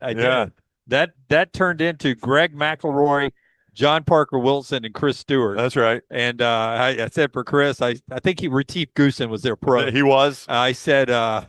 His catchphrase is "Let's get out of here," which is exactly what Retief will tell him once he duffed one in the fairway. Very good. You were better at this than you gave yourself credit for. But again, for. I had none of this written out. This was all ad lib today. Right. So I was just going off. I was just polite. People were getting a kick out of it. I saw Chris. I saw Chris when I got here today, and I was like, "Y'all are going on first team, right?" And he told me who he was playing with. He go, "Oh yeah." And I said, "Okay, good. Dunaway's going to introduce you." And I said, he always tries to be a smart ass. And I said, "And with you two, you and Dunaway, that's a lot of smart ass right there." Chris just laughed because you're absolutely right. That is a lot of smart ass. Tommy Tuberville. You've always got the joke about hitting it too far right or too far left. You can always fall back on that one. So it was left. I've never seen you that far left. Was the last one? Was last year. So I had the marshals as he was walking up there. I was like, "Would you tell the marshals to back the gallery up down the right fairway? This guy is so far right, so far right." Everybody gets a laugh out of that, and then he duck hooks it horribly into the left trees. Trying not to go too far right. That's but right. The left trees, and he's like, "Oh," and he turned and looked at me, and I said, "Don't worry, Caitlin Collins and CNN will pick that up for you." Did he like that? He did. He did. Yeah, we're better. Again, you're better at this than you give yourself credit for. And it was Nate Oates that hit a really good one, and I said, "Somebody found a golf game in the portal." It was fun. I always enjoyed this. Nate's been playing a little bit more. I had a buddy that played. I'm not sure. I saw his third, fourth, and fifth shots in the fairway before he got to the green. I had a buddy that played in an event with him in Tuscaloosa last week, and their team, whatever hole the longest putt was on, he said Nate made it and won the hole. It was like a 55-foot putt. And he said he is a superstar. Like when he first took the job at Alabama, he played in some pro-am at Old Overton. And I remember playing after that, and somebody said, "Oh, that's where Nate chipped it in." Yeah. And I was like, "Nate barely plays golf." And they're like, "Oh, he's horrible." But he chipped it in from right here. No, his athletic ability takes over. But a friend of ours that plays a good bit with Nate, a mutual friend of ours, he was playing with Nate when he made a hole-in-one in like his third or fourth round. He's the golfer everybody hates because Nate Oates made a hole-in-one in like his third or fourth round. Really good golfers never got a hole-in-one. Nate's out here and he's like, "Pop, hole-in-one." Yeah, it doesn't want to be out there, and he makes a hole-in-one. Do we have to keep playing, or it's a game over? That's right. I'm going to head to the clubhouse. It's always a good time out here at the Regions Tradition. And thank you to the fine folks at Walk-Ons. Just wonderful food. They have this tent here. It is a ticketed tent. I don't know if there's still some tickets available, but you can check that out. But there are tickets available to the event all weekend long, Thursday, Friday, Saturday, Sunday. And the weather much better than it cleared up today for the Pro-Am. I didn't think it was going to clear up for the Pro-Am, but it has cleared up nicely for the Pro-Am. Yeah, it's a good-looking day out there. A little cloud cover. We had some blue skies earlier, but I hope at least, the rain is gone for the most part. Good crowd. You can tell when the big groups, when the DeBoer's and the Sabans, and we're to that point now. Yeah, when they start coming through, it gets crowded right here on 10, and you can tell by the crowd behind us, those of you watching on video, how much it has picked up as the big name groups come through. Yeah, I think that was DeBoer's group that just came by, maybe so. Not sure. Yeah, I think that was shortly. That's Stuart Sink over there. Is that who he was playing with? I think it was. Yeah, that's Stuart Sink on the tee there. So yeah, that would have been him. He's decked out in some cool gray pants. Oh, DeBoer is? Yeah. Okay. So it may not be his group. Yeah. Trying to picture it. They're over on number 11 now. 1, 2. If he's playing with Stuart Sink, that's Stuart Sink. Yeah. He would still be in the cart. It's a pretty good gallery walking around with him. That's also it's not who's with Stuart Sink. I don't know. I'm just telling you that's who that is. Yeah. I don't have the lineup in front of me. Sankey? Oh, Sankey's with Stuart Sink? Yeah, that's not Stuart Sink. Sink's in blue shorts today. Oh, is he? Yeah. Okay. Horrible eyesight by you. Not better by me either. Michelson laser vision could help that. Yeah. I don't know. Already done both. I've done both those. I was just going to give him another pop right there. Yeah. Oh crap. I don't know who it is. Yeah. I was hoping to catch Saban or DeBoer when they come by to see how they do. Pretty good tee shots here on the number 10 tee. Morgan says Oates would have been a great interview to talk portal today. He should be with us in the Coca-Cola conversations. Now, I will warn people, the delayed in tee time, all these coaches have such strict schedules. It may impact that, but watch that. Those will drop on demand pretty quickly. Scott and Tyler and Brooks will get those out on demand. So next round. I've been given a heads up that that people we want to stop by may be quick outs. So. Maybe, yeah. Well, I mean, look, These coaches' schedules, like Kirby, every year is out as quick as he can be. As soon as he's done, he's pretty much on the road. Now you add an hour delay to it. He'll do the SEC network. Yep. Almost mandated to do that. It's contractually obligated. Yeah, and then they'll go do that. Peter Burns is here. Chris Doring is here. I saw them doing their morning show this morning. Both of them are here. I said hi to them earlier. And, of course, Feinbaum will be here, all that on the SEC network moving throughout the day here. This part of the show being brought to you by our friends at Odie's. Where are you at trivia tonight? I am at trivia tonight with our friends at Odie's. Lance continuing, of course, his vacation, but I'll be there tonight. At Odie's Trivia, we crank it up just after 8 o'clock. Odie's award-winning trivia. We got prizes for the best team of the night, the best team name. And you can always enjoy great big cup cocktails, Rodney's cheeseburger, the Diablo sandwich, all of that at Odie's. Crestline Village is the OG, the original location. That's where we'll be tonight, but also the new Edgewood location. And Homewood is just like the Crestline location, only slightly larger. So if you love Odie's, you'll love them both. Odie's Tavern, great place for lunch today or trivia tonight at Odie's. Stop me if you've heard this, but I think I pissed off McElroy today. I seem to always put my foot in my mouth when it comes to GMAC, to Cole or GMAC, but I don't know if you get a chance, go look at Greg McElroy's. You made fun of his clothes? No, if you just go look at his Wikipedia page. Right. And people had told me I wasn't listening that morning when they were talking about Artemis. Yeah, he denied the moon landing. And he denied the moon landing. Right, okay. So I brought that up. I was like, please welcome to a guy who doesn't believe we really landed on the moon with Apollo 11. And then I went into whatever my joke was off of that, but you could tell. And then I started singing his accolades. Of course, yeah. You felt like you'd pissed him off. Championship, national man who, brought Alabama, Nick Saban's first. Right. All those things. But I brought up the fake moon landing, and he's not really mad, but it's always. I don't think that's something he would put on his Wikipedia page. I always wonder how it gets there. Well, I don't know. That's a good question. But when you say it on a station as strong as Jocks, people are going to hear it. We've learned that. You say it on here or on Jocks or somewhere like that, people will latch onto that stuff. Yeah, but I didn't hear him say it, so I don't know if he was kidding or not. I don't know if he was kidding or not either. I don't know, but there's some people who believe that it's propaganda. We needed it at the time, and Mick is one of them. Mick was with us the other day. He doesn't believe we landed on the moon, and he believes in aliens. But and some people believe that we circled the moon like we just did with Artemis, but we just didn't land and come back. Well, I tell you what, all I will say, that is a lot of people that have to buy into keeping it quiet. Yep. We just flew Artemis by it, and a lot of amazing photos. Couldn't we have gotten a photo from Sea of Tranquility or any of those? I mean, surely that stuff is still there, or do you think it's covered up in moon dust by now? What do you mean, the stuff we left behind? Yeah, like, the pod, the landing gear stays behind. When they lift off, it's just a pod, so the landing gear technically should still be there. But if they said this is a photo of that, would those people believe it? Well, I think they could have given us live video. I mean, you've got people, and listen, you've got people who believe the Earth is flat, and you've never seen a video of the edge. How can people look at that 10 green and think the world is flat? I don't know. The 10 green certainly is not. It is not.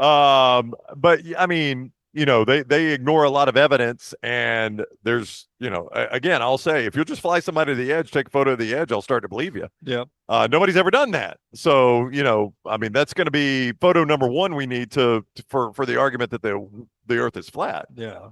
Just give me a photo of the edge. Yeah, I was hoping that Artemis would fly over Sea of Tranquility or a couple of other landing spots I don't know the name of them, but I only know one.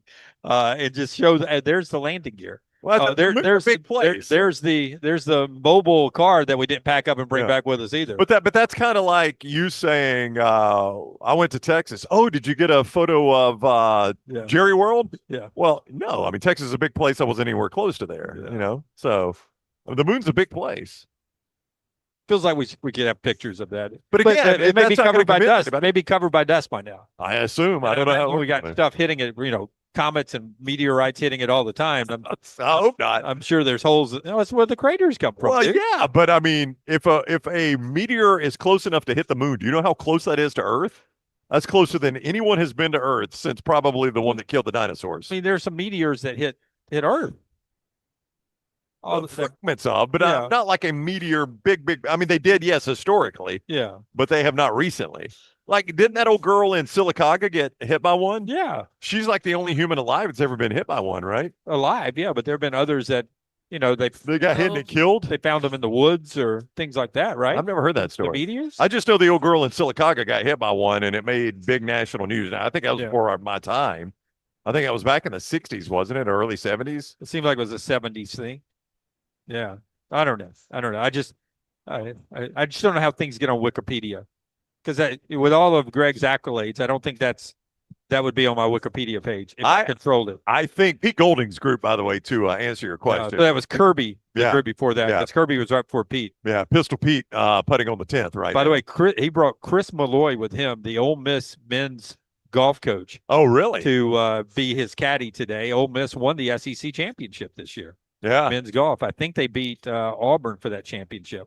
Well, that was a smart guy to bring along. Yeah. I said, this guy took a lot that he learned from Nick Saban. Most importantly, to bring the golf coach with you that just won the SEC championship to help you. Golding was good, though. I did say this. I was like, Pete would like you all to record this and post it on social media to give Lane Kiffin something to do later today in Baton Rouge.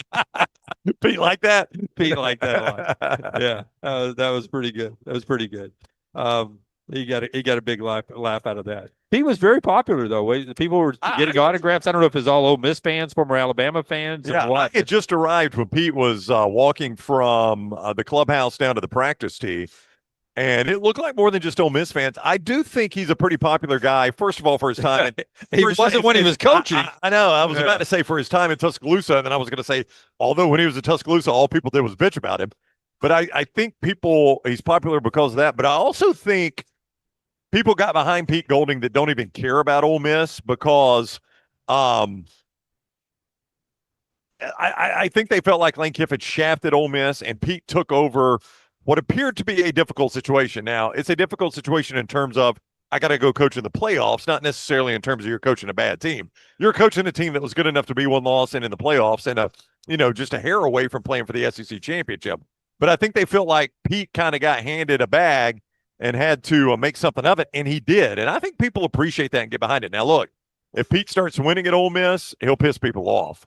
But I think right now he's just kind of a fun. You feel like your frat brother got the Ole Miss job. Yeah, that's what you feel like with Pete Golding. I think seems like a really good dude. I always liked him. Our first introduction to Pete Golding was shortly after he had been hired. Me, you, and Lance were invited to be the media coaches in the Alabama game, Alabama Spring Game.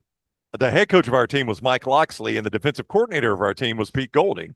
And we got to hang with Pete for a little bit and then watch him operate. And I remember our takeaway from that was this guy's going to be a star.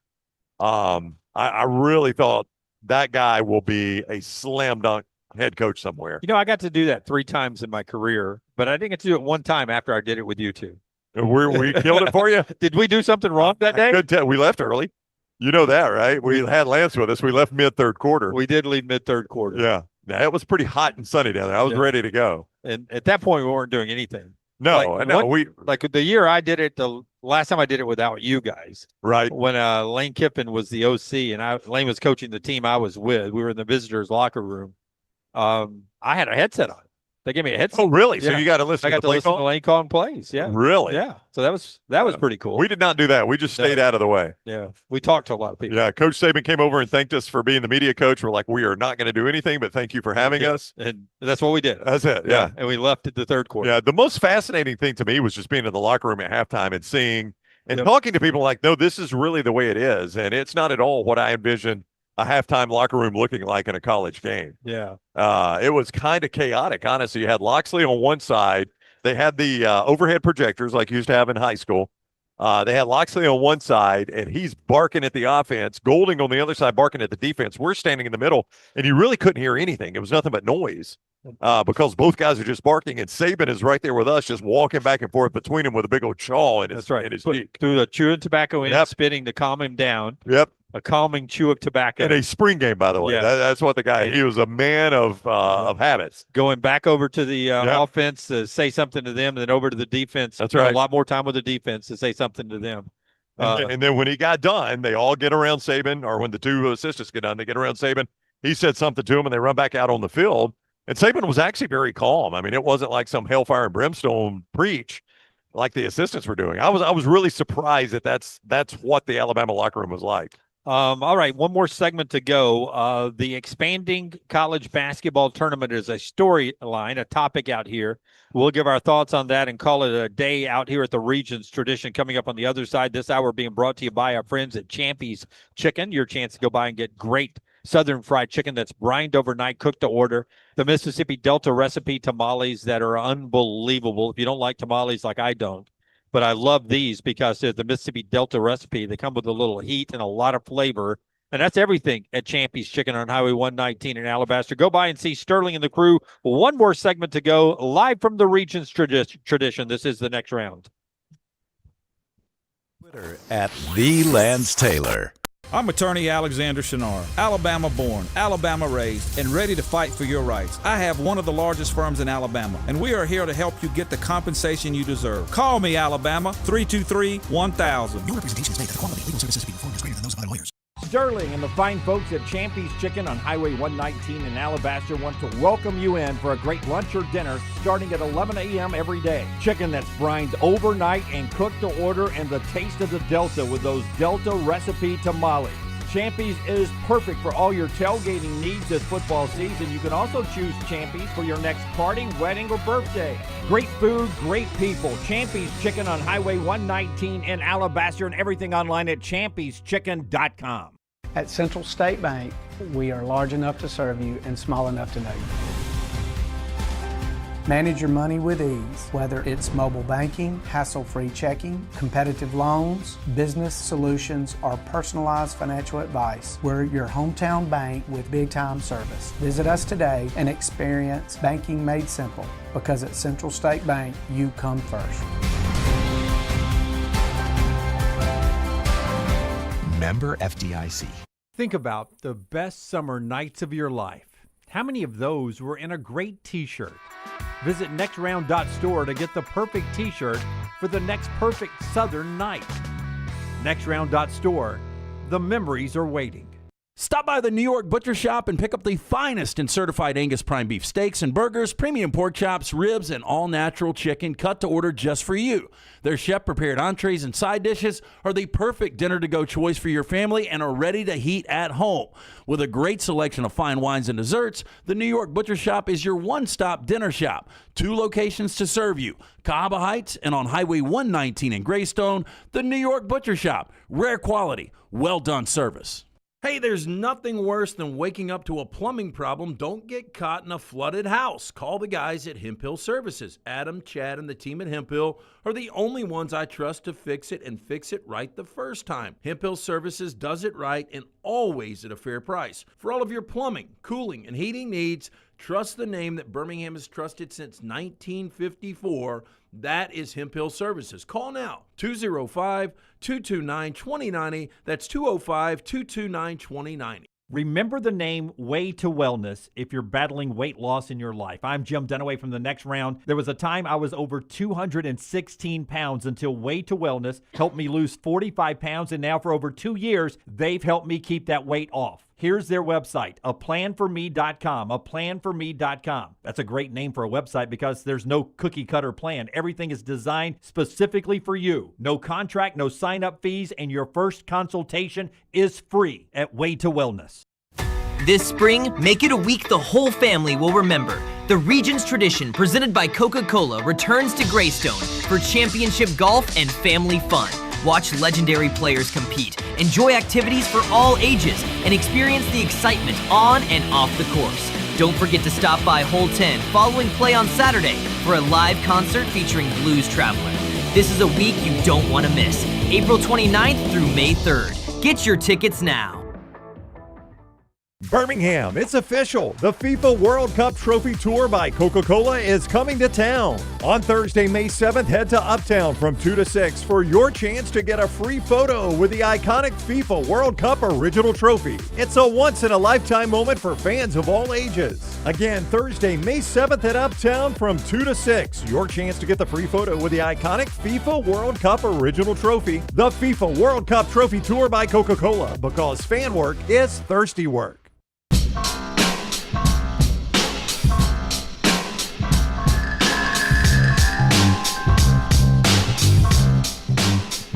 Back with you at the Regions Tradition Pro-Am, Drummond Pro-Am of 2026, benefiting Children's of Alabama. Brown is experiencing the fact that the last few years I learned very quickly out here, just go ahead and wear your golf shoes. You may as well. Especially on muddy, rainy days. Especially when it's rain. So I just went on and wore my golf shoes, and I was about to cross my legs, and Brown, don't get the mud on me. Don't get dirt on me. Yeah, sorry, Princess. Don't get the mud on me. One more big thing to get to here in this segment, the expanding NCAA tournament, inevitable now. And we will tell you the details about that. It is a talking point out here with Nate Oates and Stephen Pearl and Greg Sankey. That conversation brought to you by our friends at Inverness Country Club. Speaking of great country clubs. That's right. You can make Inverness your country club home in Birmingham. If you've always looked for a country club home, the best days start at Inverness Country Club, and you can make it your country club home. You can see more at iccalabama.com. What you're going to find when you go there is you're going to find, first of all, a beautiful clubhouse, wonderful clubhouse, great food there inside the clubhouse. The course is fantastic. The tennis facility, growing by leaps and bounds. They're just redoing their clubhouse. It's going to be world-class. The resort-style pool will open soon. It's just a great place. The people are the best part, though. I'm just telling you, the people are the best part at Inverness Country Club. Call Aaron and set up a tour, 205-991-8608. 205-991-8608. It is Inverness Country Club, iccalabama.com. iccalabama.com. The best days happen at Inverness Country Club. I just saw a good friend of mine, Jeff Swords, that went to high school at Sachs, graduated a couple years in front of me. And he said, he lives in Nashville now. I have not seen him in 30 years. Lives in Nashville and said, I listen to the show every day. I absolutely love it because you and Lance do to Brown what we wanted to in high school, which I don't even know what that means, but that was a compliment. Knock you down a peg or two. That's what it is. Meant to you. Knock you down a peg. Okay. Before we talk this expanding tournament, Tyler is telling me that over on TNR Clips, part of our YouTube channel, you've got a competition, a contest coming up. Tyler's putting on his own contest now. I love it. Tell me about it, Tyler, and show me what you're talking about. So over on TNR Clips, I thought it'd be fun to run a little giveaway. So if you're subscribed to TNR Clips, take a screenshot of that showing me you're subscribed and send it over to tyler@nextroundlive.com in an email. Put the subject line as contest entry, something like that. I'll have a graphic out later today or tomorrow explaining the rules more in detail. But basically, for 3 different viewers, one person will get 2 pieces of TNR merch, a shirt and a hat. Second place will get a t-shirt or a hat, their choice. And third place gets a sweet TNR tumbler. And that is if you go to youtube.com/@TNRClips, click that subscribe button, send me a screenshot of you being subscribed. And you also get to watch some of this great content like the Brendan Sorsby conversation, the Florida State Conference expansion conversation from yesterday, and the most winningest programs in the CFP BCS era from earlier this morning. Wow. All that content is over there. And I think this is where you're supposed to say void where prohibited, Puerto Rico, Guam, and Nevada. If you have a TNR contest problem, please contact 1-800. Thank you, Tyler, for all of that work there. Okay, so the NCAA basketball tournament, inevitable, it's going to expand, that according to reports now. And it's expected to expand this year. You know, talking to the basketball guys out here, it looks like we'll go to 76 teams this year. And here's how it's going to work. It's going to be 6 games. And we've discussed this once before, but now the details are leaking out that sometime over the next few weeks, this will be done and done. And by the time we play basketball again next year, by the time we get to next March Madness, this will be our tournament. It'll be 76 teams, 52 of which will be in the main field already. And then the other 24 will play 12 games in the opening round on Tuesday and Wednesday to get to the main field on Thursday and Friday, into the main part of the bracket. And those extra games will be all the 16 seeds. Right. All the 16 seeds will have to play. Half of the 15s will have to play. And then some of the big conference at-large bids who are 11, 12, and 13 seeds, they'll have to play. 6 of the games will be in Dayton. 6 will be at a different location. yet to be determined on that other location. So more on that. I saw yesterday our buddy Brett McMurphy send out that Derek Stevens, which is a name you probably don't know, he's the owner of Circa Sports. Now, if you've ever been to Vegas, which my wife and I just got back from there, you just got back from there. What a lot of people don't know about Vegas, and I had never been to this part of it until this trip, there's a Fremont Street area, which was the original Vegas. That's right. Old Vegas. Old Vegas. That's where the Golden Nugget is, the Golden Gate, which was the very first casino. And Circa Sports, Derek Stevens is the guy that owns it. He's trying to build it back up, and he's built a really nice hotel and casino there. It's where VSiN is, the Sirius XM station is based. It's where you find the Stadium Swim, where people swim and they watch the big screen. So he's really trying to do it nice there. And he says that they are actively working to host at least those 6, if not all of them, in Vegas. Yeah. That they want to be the site where maybe you go half to Dayton, half to Vegas, or maybe one day you just go all to Vegas instead of Dayton. Maybe one day. I would imagine they have some kind of contract and or in Dayton, something that will help.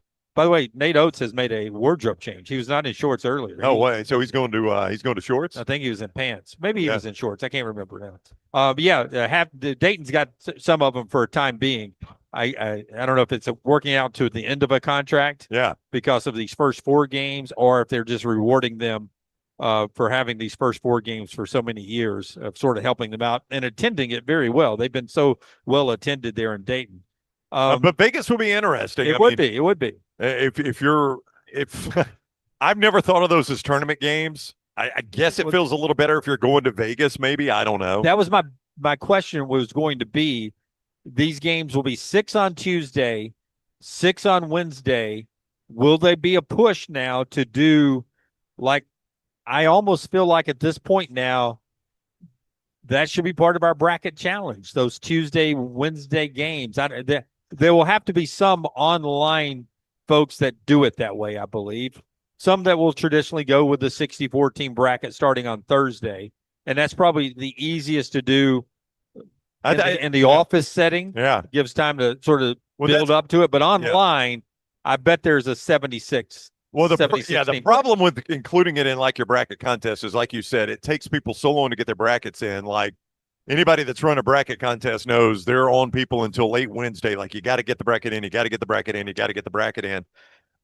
If you're having to do that on Tuesday, it's just going to shrink your bracket pools.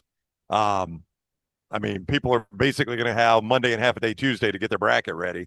Yeah. So I don't know. I mean, it is complicated. Like I know people like to sound smart when they say this, but this is true. Like sometimes people think if so-and-so wins that 11 seed game, I could see them making a run in this tournament. But if they lose to Texas or if they lose to Miami, Ohio, there's no chance. So Texas made it to the second weekend this year, right? Yeah. And they won in Dayton. Coming out of Dayton. So I mean, teams have done it, and if you add more teams, like Auburn would have been in this group this year. Auburn would have been going to Las Vegas to play their way into the bigger tournament, and who knows, based on the way Auburn played in the NIT. Here's what I would say. If Auburn could get that motivated to play in the NIT, I would think they get that motivated to play in an NCAA play-in game, right? I mean, now, look, the NIT was far lesser competition than what they would have found in Dayton or in Las Vegas. But still, I mean, they didn't pack it in. They played some of their best basketball of the year. Who do you think pushed for this? The power conferences. I think it was the power conference. Yeah, I think it was Greg Sankey and Tony Petiti, because who's going to fill these spots? Yeah. It's going to be your power conference teams, and it's primarily going to be SEC and Big Ten. Mostly. And and it's because those conferences have grown so big. It's the same reason you want more spots in the college football playoffs, is because your conference has grown so big to 18 and 16 teams.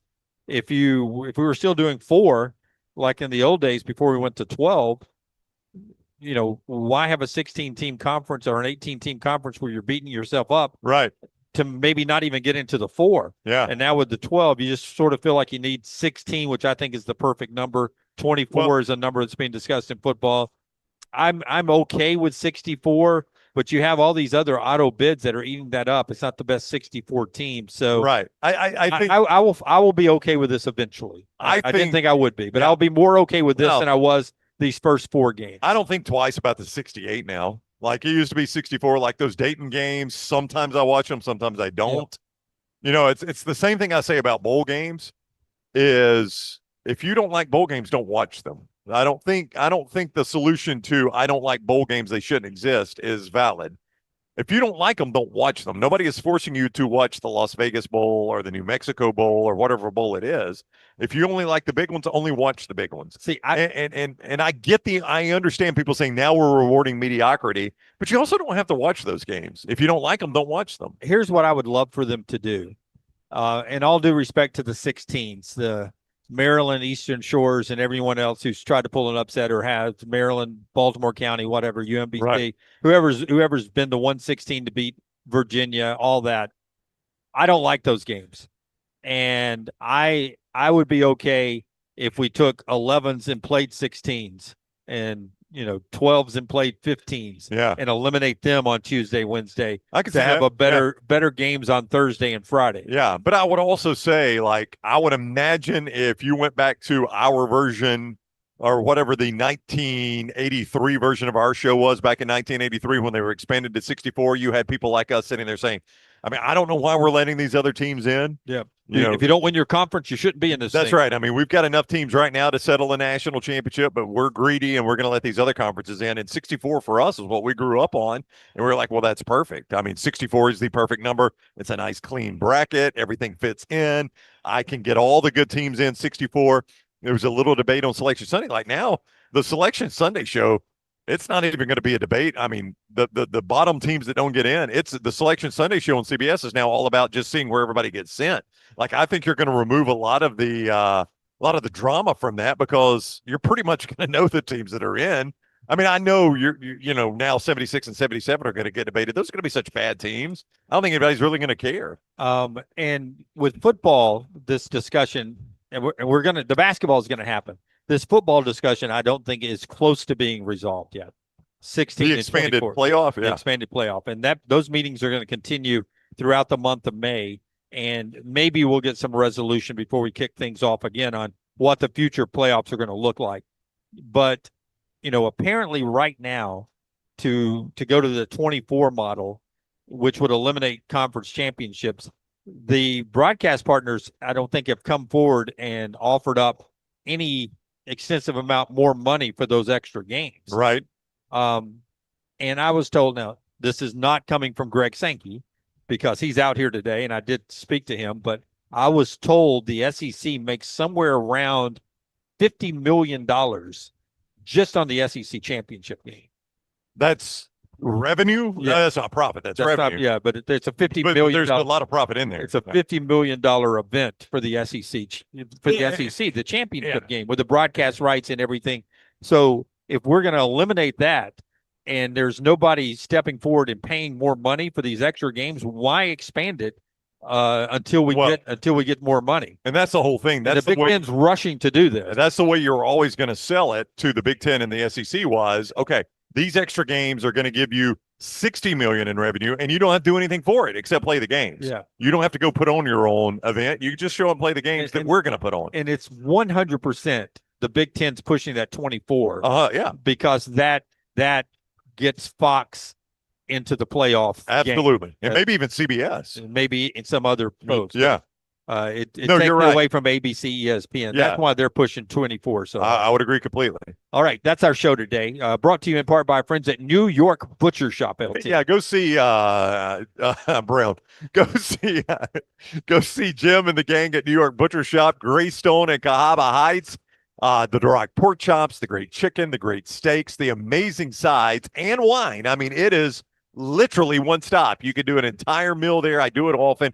We all do at New York Butcher Shop, our buddy Jim, and the entire gang there. nybutcher.com, nybutcher.com, see them at Cahaba Heights and Greystone just off Highway 119. It is New York Butcher Shop, rare quality, well done service. All right, we're back with you in studio tomorrow at 9 a.m. Central Time. Don't forget Regions Tradition all week long, regionstradition.com.